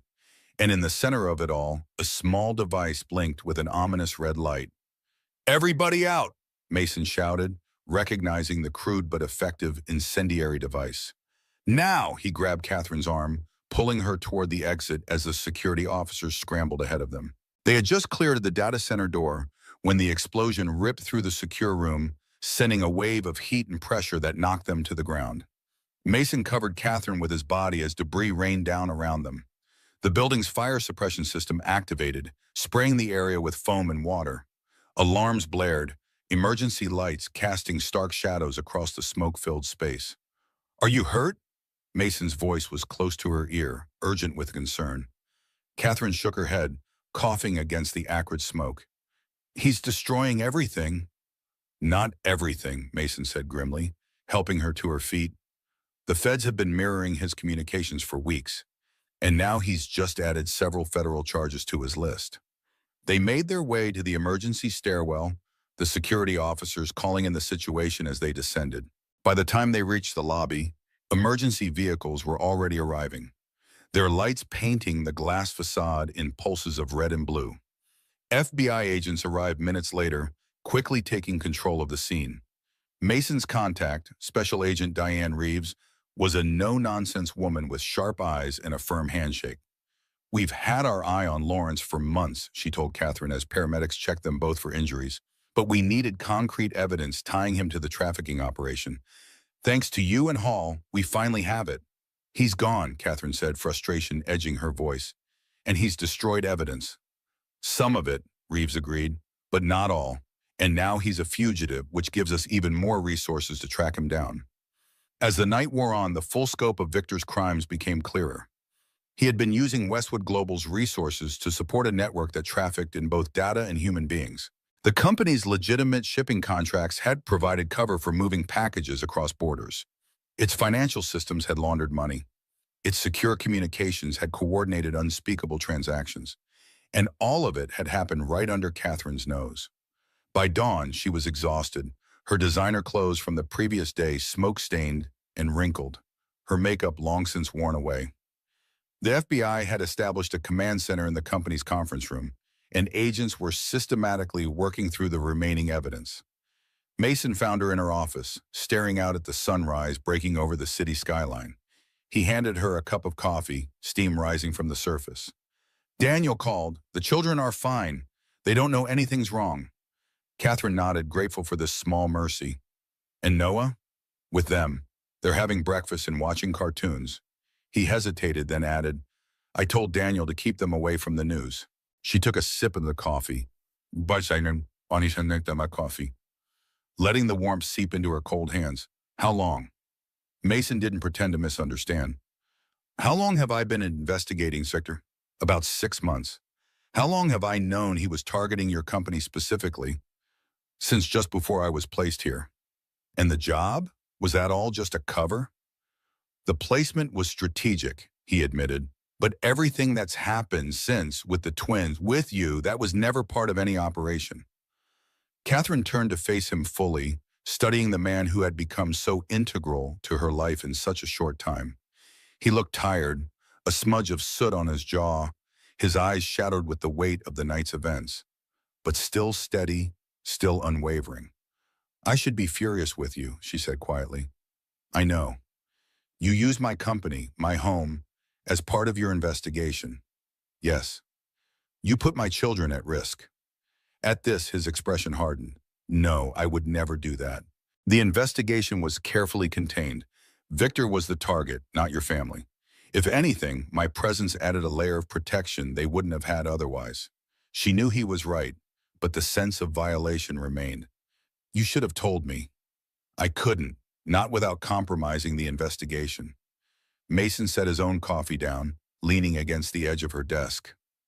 But after last night, after what happened at the house with the girls, I was going to tell you everything. That's what I was about to say on the terrace when you got the call. Catherine remembered the moment, the quiet night, the stars above, the way he had looked at her as if on the verge of a confession. Why then? Why not before? Because I realized something had changed between us. His gaze held hers unwavering, and I couldn't let it go any further without you knowing the truth. The admission hung in the air between them, as significant as the explosion that had rocked the building hours before. Catherine felt something shift inside her. Not forgiveness, not yet, but understanding. The beginning of it, at least. What happens now? She asked, gesturing to the chaos beyond her office walls. The investigation continues. Victor becomes the most wanted man in several jurisdictions. Your company begins the long process of damage control. Mason's expression softened slightly. And you go home to your children, who need their mother more than this place needs its CEO right now. The simple truth of his words struck her with unexpected force. Through all the corporate crises, the security breaches, the betrayals, she had almost lost sight of what mattered most. You're right, she said, setting down her coffee. Let's go home. As they left the building, the morning sun casting long shadows across the city streets, Catherine felt the weight of the night's revelations pressing down on her. Victor's betrayal, Mason's deception, the horrible realization of what had been happening within her company, it was almost too much to process. But walking beside her was a man who had lied to her, yes, but who had also saved her children, who had brought laughter back into her home, who had seen her at her most vulnerable and never once used it against her. The contradiction was dizzying, the path forward unclear. And yet, as they drove through the awakening city toward home, toward the children waiting for them, Catherine found herself choosing to focus not on what had been hidden, but on what had been revealed. Truth, after all, was rarely simple, and trust, once broken, could be rebuilt. Slowly, painfully, but perhaps stronger than before. It was a beginning, at least, and for now, that would have to be enough. In the days that followed, the Westwood estate became both sanctuary and fortress. Federal agents maintained a discreet presence at the perimeter. Security protocols were heightened, identities verified, backgrounds double-checked. For the twins, life continued in a protected bubble of routine and play, largely unaware of the storm that swirled around them. Catherine had made the difficult decision to step back temporarily from day-to-day operations at Westwood Global. The company needed stability, and she needed time. Time to process the betrayal, to cooperate with authorities, and most importantly, to be present for her daughters. They had already lost too much. She wouldn't let them lose her to the aftermath of Victor's crimes. The media coverage was relentless. Tech giant infiltrated by trafficking ring. CEO's trusted executive revealed as criminal mastermind. The stories painted Catherine alternately as victim and negligent leader, depending on the publication's bent. She avoided them all, focusing instead on what lay within her control: her home, her children, her response to crisis. Mason's role had shifted too. No longer just a security guard, he was now officially recognized as a federal asset embedded at the estate, his presence authorized by the highest levels of the investigation. The pretense was gone, but in its place remained a man whose actions had proven his character far more eloquently than any credential. It was a crisp December morning, nearly 2 weeks after the explosion at Westwood Global, when Agent Reeves arrived at the estate. Catherine received her in the sunroom, where the winter light created pools of warmth on the polished floor. Mason joined them, his posture more formal than it had been in private moments, but his eyes holding the same steady assurance. "We've located Victor's safe house in Montreal," Reeves announced without preamble. "We believe he's planning to cross into Europe within the next 72 hours. Canadian authorities are cooperating, but we need to move quickly." Catherine nodded, absorbing the information. "What do you need from me?" Nothing operationally, Bashan, Reeves assured her, but there's something else you should know. She placed a file on the table between them. We've been reviewing Victor's personal communications, and we found these. The file contained printouts of surveillance photos, dozens of them, spanning back nearly 2 years. Photos of Catherine at charity events, at restaurants, entering and leaving her office. Photos of the twins at their private school, in the garden, at the park with various nannies. And most disturbing of all, photos taken through the windows of the estate itself. Intimate glimpses of family moments that should have been private. He's been watching us, Catherine whispered, a chill settling deep in her bones. It appears so, Reeves confirmed. And based on the timestamps, this surveillance predates our investigation by at least a year. Mason's jaw tightened as he studied the images. This is personal, beyond the criminal enterprise. That's our assessment as well, Reeves agreed, which is why we're concerned about potential retaliation. Victor Lawrence is cornered, his operation exposed, his freedom measured in days if not hours. That makes him unpredictable. The children, Catherine said immediately, her mind leaping to the most vulnerable point. Are secure, Mason assured her. The estate has been hardened against physical intrusion, communications are monitored, staff have been vetted and limited. But we can't rule out the possibility that he may have contingency plans, Reeves added, possibly involving people already in your orbit. The implication hung heavy in the air. Victor had been planning this for years. Who knew how deep his network reached? How many seemingly innocent connections might harbor hidden loyalties?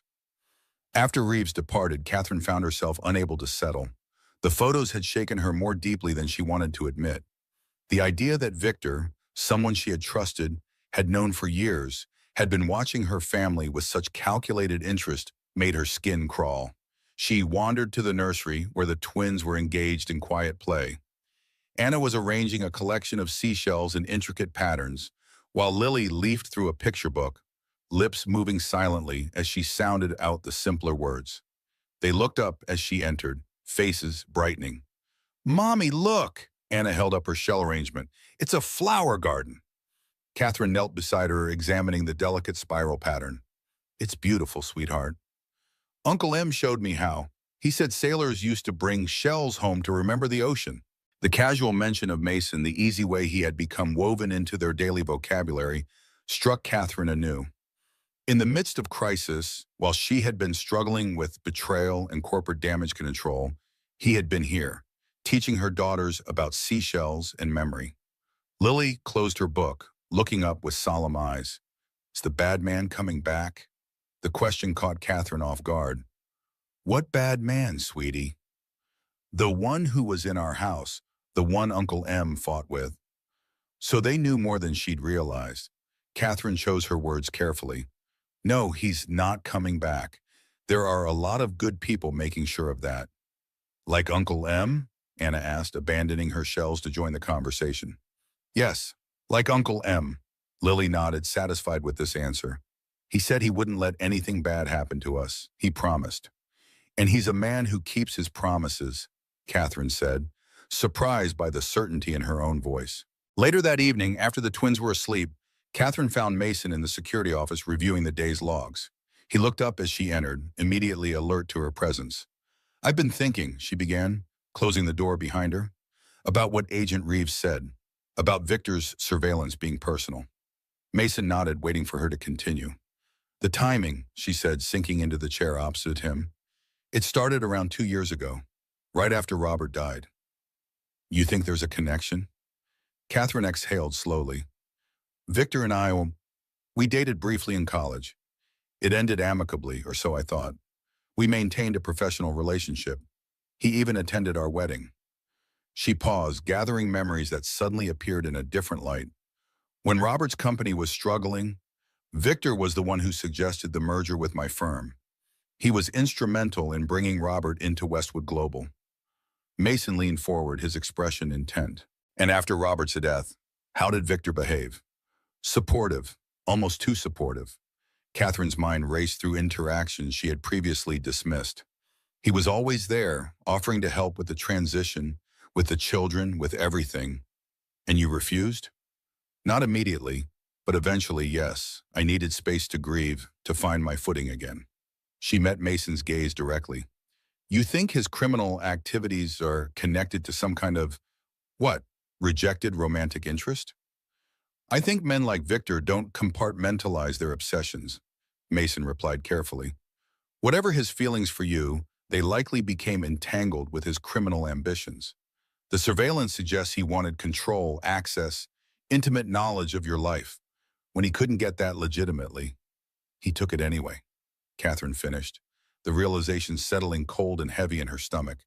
And now that he's exposed, cornered, he might lash out at what he believes was taken from him. Mason's voice was gentle but firm. You, the children, the life he imagined having. The weight of this possibility pressed down on Catherine like a physical force. She had been viewing Victor as a criminal, a betrayer of trust, a threat to her company. But this was different, more intimate, more dangerous. What do we do? She asked, hating the threat of fear in her voice but unable to suppress it entirely. We prepare, Mason answered simply. We assume he'll make a move, and we ensure that when he does, we're ready. The certainty in his tone steadied her. This was the soldier speaking, the man who had faced worse threats and survived. She found herself drawing strength from his calm, from the quiet competence that had become her anchor in the storm. Okay, she said, straightening her shoulders. Tell me how. The plan they developed was comprehensive. Additional security measures, limited public appearances, careful screening of all communications. Catherine broke the news to the twins that they would be staying home from school until after the holidays, framing it as a special treat rather than a precaution. Noah joined them most days, the children forming a tight-knit unit that seemed to draw strength from each other. Christmas approached with a surreal mixture of tension and normalcy. Catherine insisted on maintaining traditions, the tree, the decorations, the baking of cookies that had been Robert's favorite ritual. Mason watched these preparations with a quiet appreciation, occasionally offering a hand but mostly giving the family space to find their footing in this strange new reality. 3 days before Christmas, the call came. Agent Reeves, her voice tight with a controlled urgency. Lawrence slipped our surveillance in Montreal. We believe he's back in the country. The news sent a ripple of heightened alert through the estate. Security was doubled. The perimeter tightened. Mason moved into the guest suite permanently, his presence a constant reassurance, even as it underscored the danger. That evening, after the children were asleep, Catherine found him on the terrace, his gaze sweeping the darkened grounds with practiced vigilance. She joined him, wrapping her cardigan tightly against the December chill. They're tracking his possible movements, she said, picking up a conversation they had had earlier. But it could be days before they locate him. Mason nodded, his profile etched against the night sky. We've accounted for every contingency. The estate is secure. But you're still worried. He turned to her then, his expression softening slightly. It's my job to worry, to anticipate threats before they materialize. And what is your instinct telling you about this one? Mason was quiet for a moment, weighing his words. That Victor is too intelligent to attempt a direct assault, that he'll look for weaknesses, for gaps in our defenses, and that his ultimate target isn't the company or even your reputation. It's me, Catherine said softly. Me and the girls. Yes, there was no point in pretense between them anymore. But he won't get near them. I promise you that. The fierceness in his voice warmed her, despite the cold night in our air. Catherine found herself moving closer, drawn to the solid certainty of his presence. Mason, she began, unsure of what she wanted to say but needing to speak nonetheless. After all this is over. He turned to face her fully, his eyes reflecting the soft glow from the house behind them. After, he agreed, the word a promise in itself, the moment stretched between them, fragile and significant. Then, with a gentleness that belied his strength, Mason reached out to tuck a strand of hair behind her ear. His fingers brushed her cheek, a touch so light it might have been imagined. We should get inside, he said softly. It's getting colder. As they turned toward the warmth of the house, neither noticed the shadow that moved briefly at the edge of the property, there and gone so quickly it might have been a trick of the light. Christmas Eve dawned bright and clear, the morning sun glinting off fresh snow that had fallen overnight. The children's excitement was contagious, their joy a powerful antidote to the tension that had gripped the adults. They spent the morning baking, flour dusting countertops and noses, laughter filling the kitchen that had once been the exclusive domain of staff. By afternoon, preparations for the small celebration were complete. Catherine had invited only their closest circle, Daniel and his wife, Mrs. Prescott, who had softened considerably toward Mason in recent weeks, and Claire, whose loyalty during the corporate crisis had proven invaluable. "It looks like something from a magazine," Claire marveled as she took in the decorated great room. A massive pine tree stood in the corner, adorned with ornaments that spanned generations of the Westwood family. Garlands of evergreen draped the mantelpiece, and candles cast a warm glow throughout the space. "The twins did most of it," Catherine admitted, watching as Anna proudly showed Noah how to hang a particularly delicate glass angel. "They seem different," Claire observed, "happier."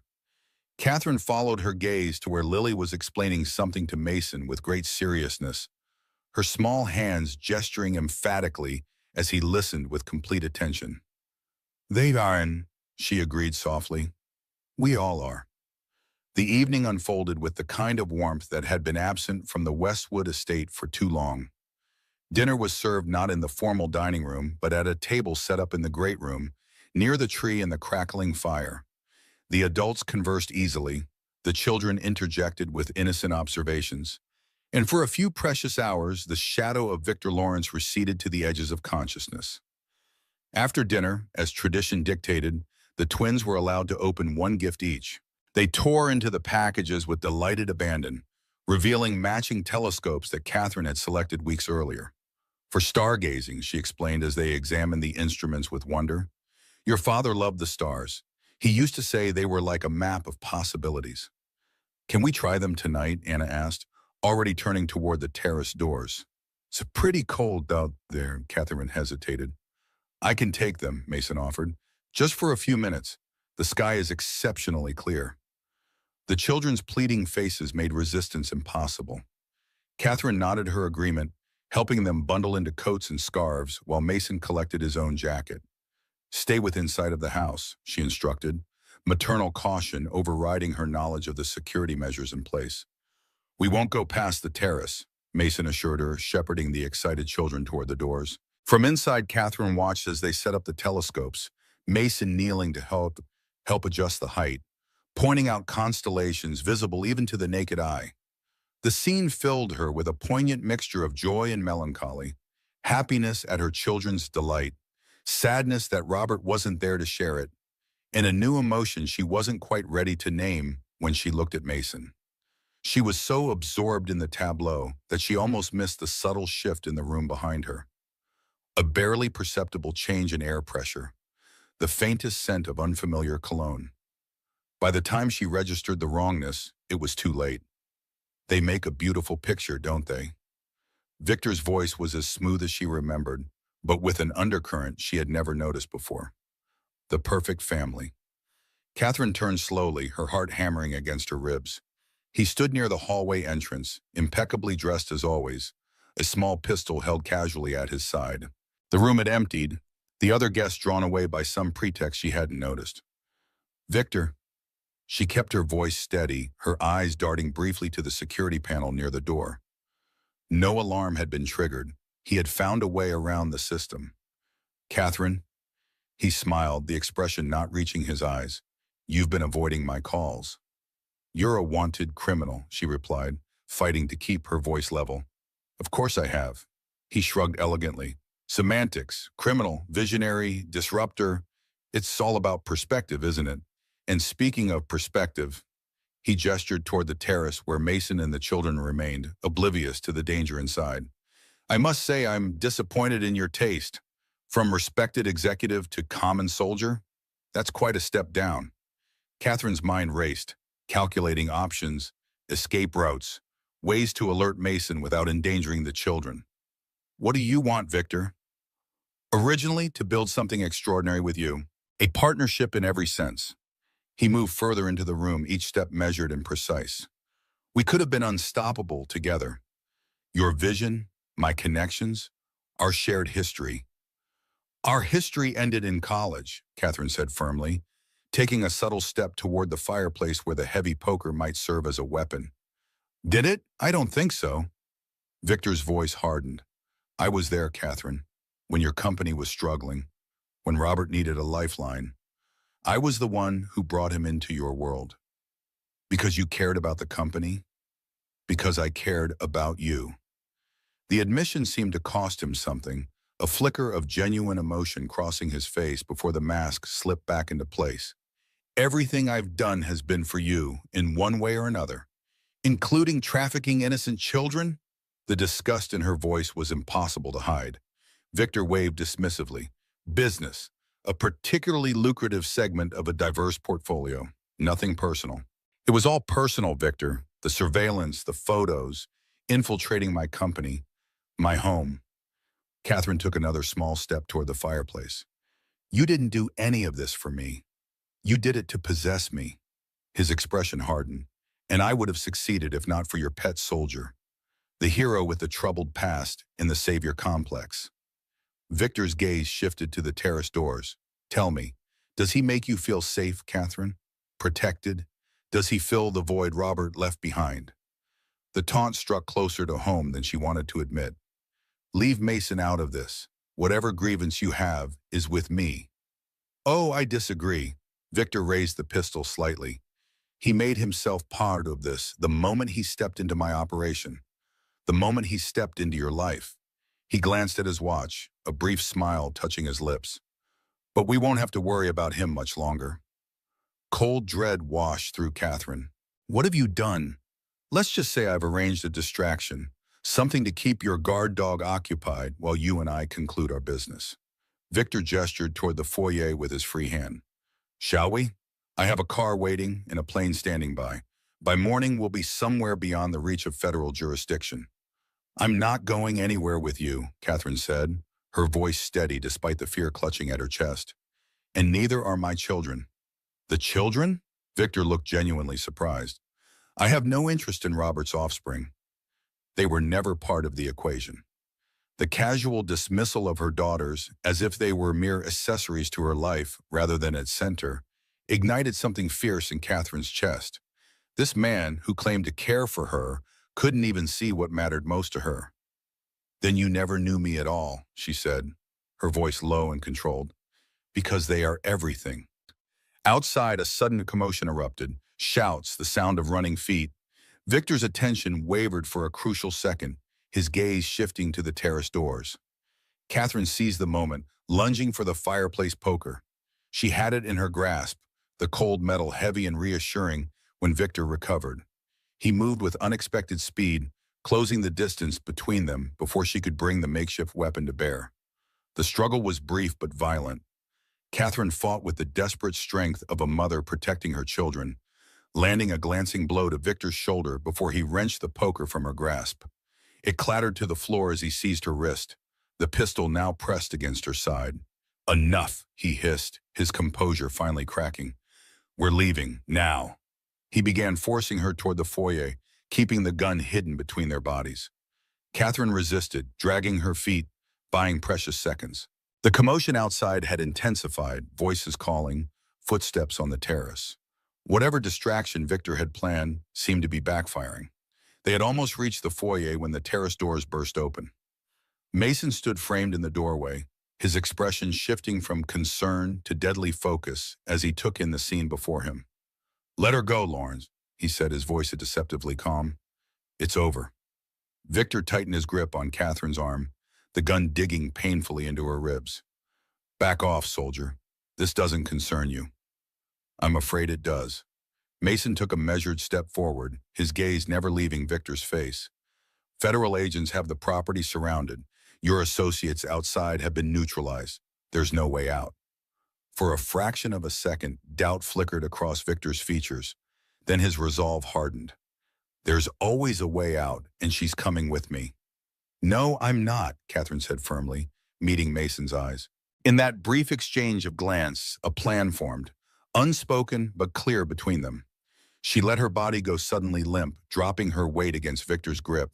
The unexpected movement threw him off balance, the gun momentarily shifting away from her body. It was all the opening Mason needed. He moved with the fluid precision of a trained fighter, covering the distance between them in 2 long strides. Victor fired wildly, the shot going wide as Mason caught his wrist, forcing the weapon upward. Catherine tore free, scrambling away from the struggle. The two men grappled fiercely, Victor's corporate polish giving way to surprisingly vicious street fighting. He landed a hard blow to Mason's jaw, but the veteran absorbed it without faltering, his focus unwavering as he worked to disarm his opponent. A second shot rang out, the bullet embedding itself in the ceiling. Plaster dust rained down as they crashed into an antique side table, sending a vase shattering across the marble floor. Catherine backed toward the terrace doors, her only thought to reach her children, to ensure they were safe from the violence unfolding in her home. But before she could reach them, the front doors burst open, admitting a team of federal agents led by Agent Reeves. The cavalry had arrived, but they were moments too late to prevent what happened next. Victor, seeing his escape routes cut off, his leverage lost, made a final desperate play. Breaking free from Mason's grip, he raised the pistol one last time, not toward Mason, not toward the advancing agents, but toward Catherine. "If I can't have you," he snarled, all pretense of sophistication stripped away, "no one will." What happened next seemed to unfold in slow motion. Mason lunging forward, his body intercepting the space between Catherine and the gun. The deafening crack of the pistol firing, Mason's body jerking with the impact, but still moving forward, driving Victor to the ground with devastating force. Federal agents swarmed the room, securing Victor, calling for medical assistance. Catherine barely registered their presence. She was already moving toward Mason, who had pushed himself to his knees beside the now subdued Victor. "Mason!" She reached him just as he swayed, one hand pressed to his left shoulder, where blood was already seeping through his shirt. "You're hit." "It's nothing," he said, though the tightness in his voice belied the claim. "The kids are safe," Agent Reeves assured them, appearing at Catherine's side. "We have them in the kitchen with Noah. Daniel is with them." Relief washed over Mason's face, followed quickly by a grimace of pain as the adrenaline began to ebb. Catherine supported him as medical personnel rushed in, helping him to a nearby chair where they could examine the wound. "It's a through and through," the paramedic announced after a quick assessment. "Clean exit wound. He'll need surgery to repair the tissue damage, but no vital organs were hit." "Lucky," Mason muttered, his complexion pale but his eyes still alert. "Not luck," Catherine said firmly, gripping his uninjured hand. "Skill and courage." Across the room, federal agents were leading Victor away in handcuffs. He looked smaller somehow, diminished by his failure and the loss of his carefully constructed facade. As he passed, he paused, his gaze locking with Catherine's one final time. "It could have been perfect," he said, a last attempt at manipulation. Catherine looked from him to Mason, who had risked everything to protect her family, who had brought light back into her home not through grand gestures, but through simple presence and unwavering integrity. "No," she said with quiet certainty, "it never could have been." As Victor was led away, Catherine turned her attention back to Mason, who was now being prepared for transport to the hospital. "I'm coming with you," she said, her tone brooking no argument. "The children will understand that Uncle M needs me right now." She squeezed his hand. "Daniel and Claire will stay with them until we get back." Mason studied her face, seeing the determination there, and nodded once. "Okay." As the paramedics wheeled him toward the waiting ambulance, Catherine walked alongside, her hand never leaving his. Behind them, federal agents secured the scene, staff began cleaning up the destruction, and somewhere in the kitchen, 3 children waited anxiously for news of the adults who anchored their world. The night had shattered the last vestiges of the careful boundaries Catherine had constructed around her life. But in that shattering, something new had emerged, something stronger and more honest than what had come before. The hospital corridor was quiet, the late-night hours bringing a hush to even this busy urban medical center. Catherine sat in an uncomfortable plastic chair outside the surgical suite, her evening gown incongruous in the clinical setting, her thoughts a tumult of fear and gratitude. Mason had been in surgery for over an hour, a procedure the doctors had assured her was routine for this type of injury, but which felt interminable as she waited alone with her thoughts. Agent Reeves had come and gone, providing updates on Victor's processing and the dismantling of his network. Claire had called twice with reassurances about the children. They were worried but calm, having been told a simplified version of events that emphasized Mason's bravery without dwelling on the danger. Now, in the stillness of the hospital corridor, Catherine found herself confronting truths she had been avoiding for weeks, perhaps months.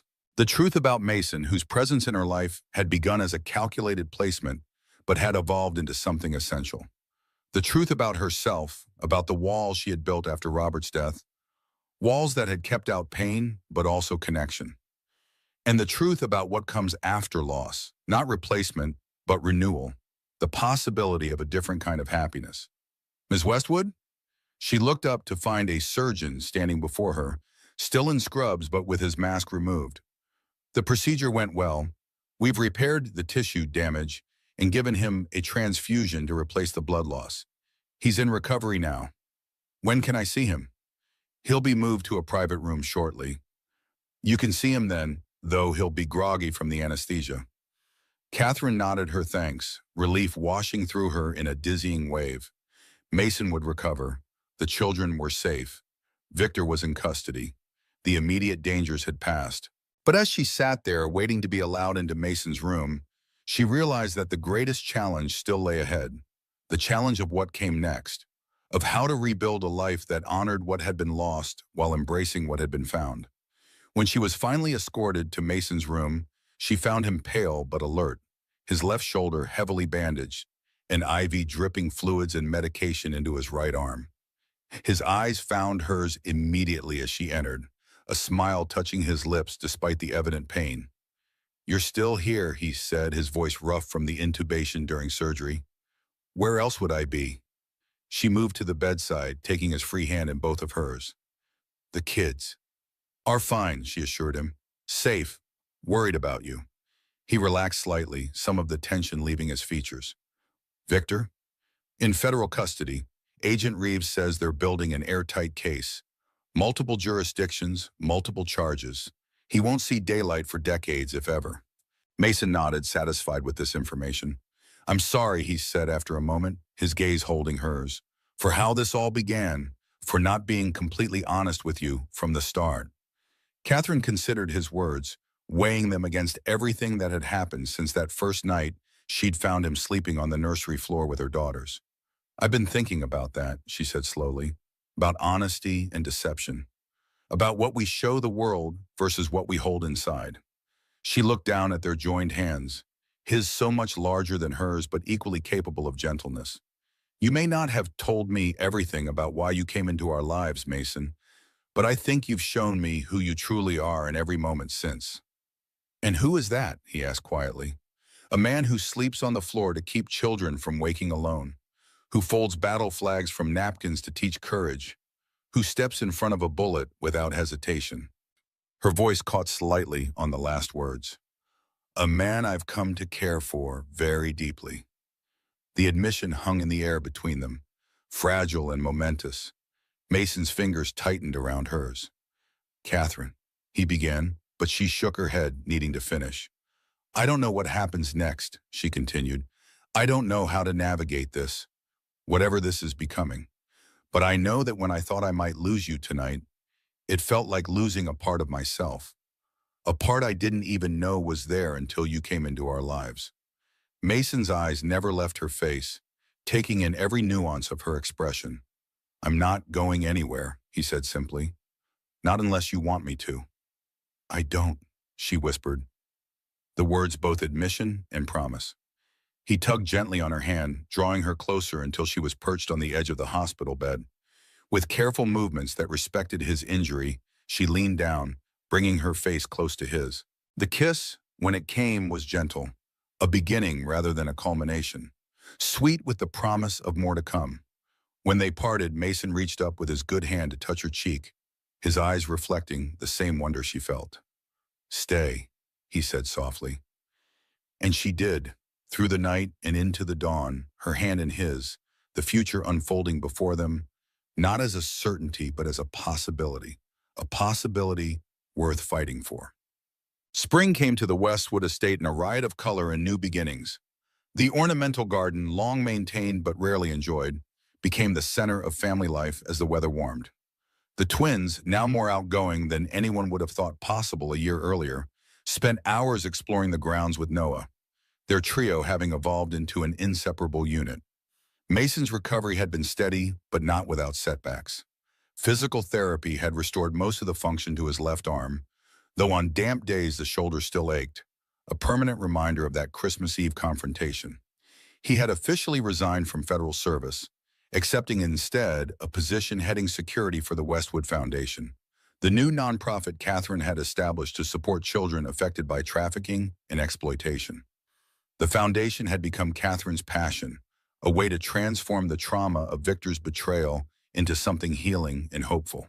Westwood Global continued under the leadership of a trusted deputy, with Catherine serving as chairwoman, but no longer involved in day-to-day operations.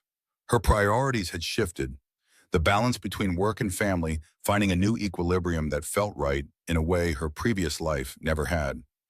On a particularly beautiful Saturday in May, Catherine stood on the terrace watching as Mason helped the children plant a vegetable garden in a sunny corner of the property. His patience was endless, showing them how to measure the proper spacing between seedlings, explaining the difference between various plants, answering their rapid-fire questions with thoughtful consideration. Noah, now a semi-permanent resident of the estate, was proving to have a natural green thumb. Lily followed his lead with serious concentration, while Anna approached the project with her characteristic enthusiastic chaos. Mason moved between them, offering guidance without controlling, support without hovering.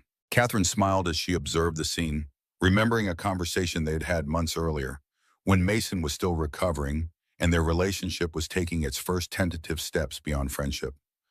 "I don't want to replace Robert," he had said one evening, his voice low and serious in the firelit study. "Not for you, and certainly not for the girls. He was their father. He'll always be their father." "I know," she had assured him, touched by his understanding. "That's not what I'm asking of you. Not what any of us are asking." "What are you asking then?" His eyes had searched hers, seeking clarity. "For you to be you," she had said simply. "For you to be Mason. The man who sees them, who listens, who teaches them about battle flags and courage, and standing tall even when they're afraid. The man who's already changed our lives just by being in them." Now, watching him in the garden, Catherine knew they had found their way forward, not by forgetting the past or erasing what had been lost, but by honoring it while still embracing the present. Robert would always be a beloved presence in their hearts, just as Mason's late wife Sarah lived on, in the gentle way he sometimes looked at the horizon, remembering. Their blended family wasn't a replacement for what had been, but something new and equally precious. Different, but no less real for its differences. As if sensing her thoughts, Mason looked up, finding her on the terrace. The smile he gave her still made her heart quicken, still felt like a gift she hadn't quite earned but treasured nonetheless. He said something to the children, then made his way across the lawn to join her. Supervising from a distance, he teased as he reached her, brushing a kiss against her temple. Appreciating from a distance, she corrected, leaning into his solid warmth. "You're good with them. They make it easy." His arms slipped around her waist, comfortable and familiar. Noah was asking about summer plans. "I think he's angling for a beach trip." "That sounds perfect, actually. The rental in Cape Cod is still available for August." Mason nodded, his expression thoughtful. "I was thinking, it might be time to look for something more permanent. For Noah and me." Catherine turned to face him fully, her brow furrowing. "What do you mean?" "The apartment in the city," he explained. "The lease is up next month. And with me being here most of the time anyway." "You want to find a place closer to the estate?" Catherine asked, trying to understand. Mason's smile was warm but tinged with nervousness she rarely saw in him. "Actually, I was thinking of a place even closer than that." He reached into his pocket, withdrawing a small velvet box. "If you'll have us." Catherine's breath caught as he opened the box, revealing a ring that was both elegant and understated, a perfect reflection of how well he had come to know her. "Mason," she whispered, emotions swelling in her chest. "I love you, Catherine," he said simply. "I love the life we've been building. I love our family, yours, mine, ours, and I want to make it official." He took her hand, his gaze never leaving hers. "Will you marry me?" Before she could answer, a chorus of excited squeals erupted from the garden. The children had abandoned their planting to watch the scene unfolding on the terrace, their faces alight with joy and anticipation. "I think we have an audience," Mason said with a soft laugh. Catherine looked from him to the children, Anna jumping up and down with excitement, Lily clutching Noah's hand, Noah grinning broadly, and felt her heart expand with a happiness so complete it was almost painful. "Yes," she said, turning back to Mason with tears shimmering in her eyes. "Yes to you, yes to us, yes to everything." As he slipped the ring onto her finger and pulled her into an embrace, the children raced across the lawn toward them, eager to be part of the moment. They collided in a group hug of tangled arms and breathless laughter, the five of them forming a circle of belonging that transcended blood and circumstance. "Does this mean you'll be our dad now?" Anna asked Mason, her directness as endearing as ever. Mason knelt to the children's level, his expression serious. "I'll be your Mason," he said gently, "your stepdad who loves you very much. Your dad will always be your dad, in your hearts and in your memories." Lily considered this with solemn eyes. "But we can still call you Uncle M?" "You can call me whatever feels right to you," he assured her, "and the name isn't what matters. What matters is that we're family." Noah, who had been quietly observing, stepped forward. "And we'll all live together for real?" Catherine knelt beside Mason, bringing herself to the children's height. "Yes, for real, all of us, together." The joy on the children's faces was answer enough, a validation of the path they had chosen, the family they had forged not from obligation, but from love freely given and gratefully received.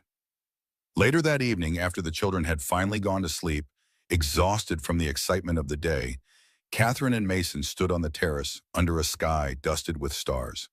His arm was around her shoulders, her head resting against him, the ring on her finger catching the soft light from the house behind them. "I never expected this," she said quietly.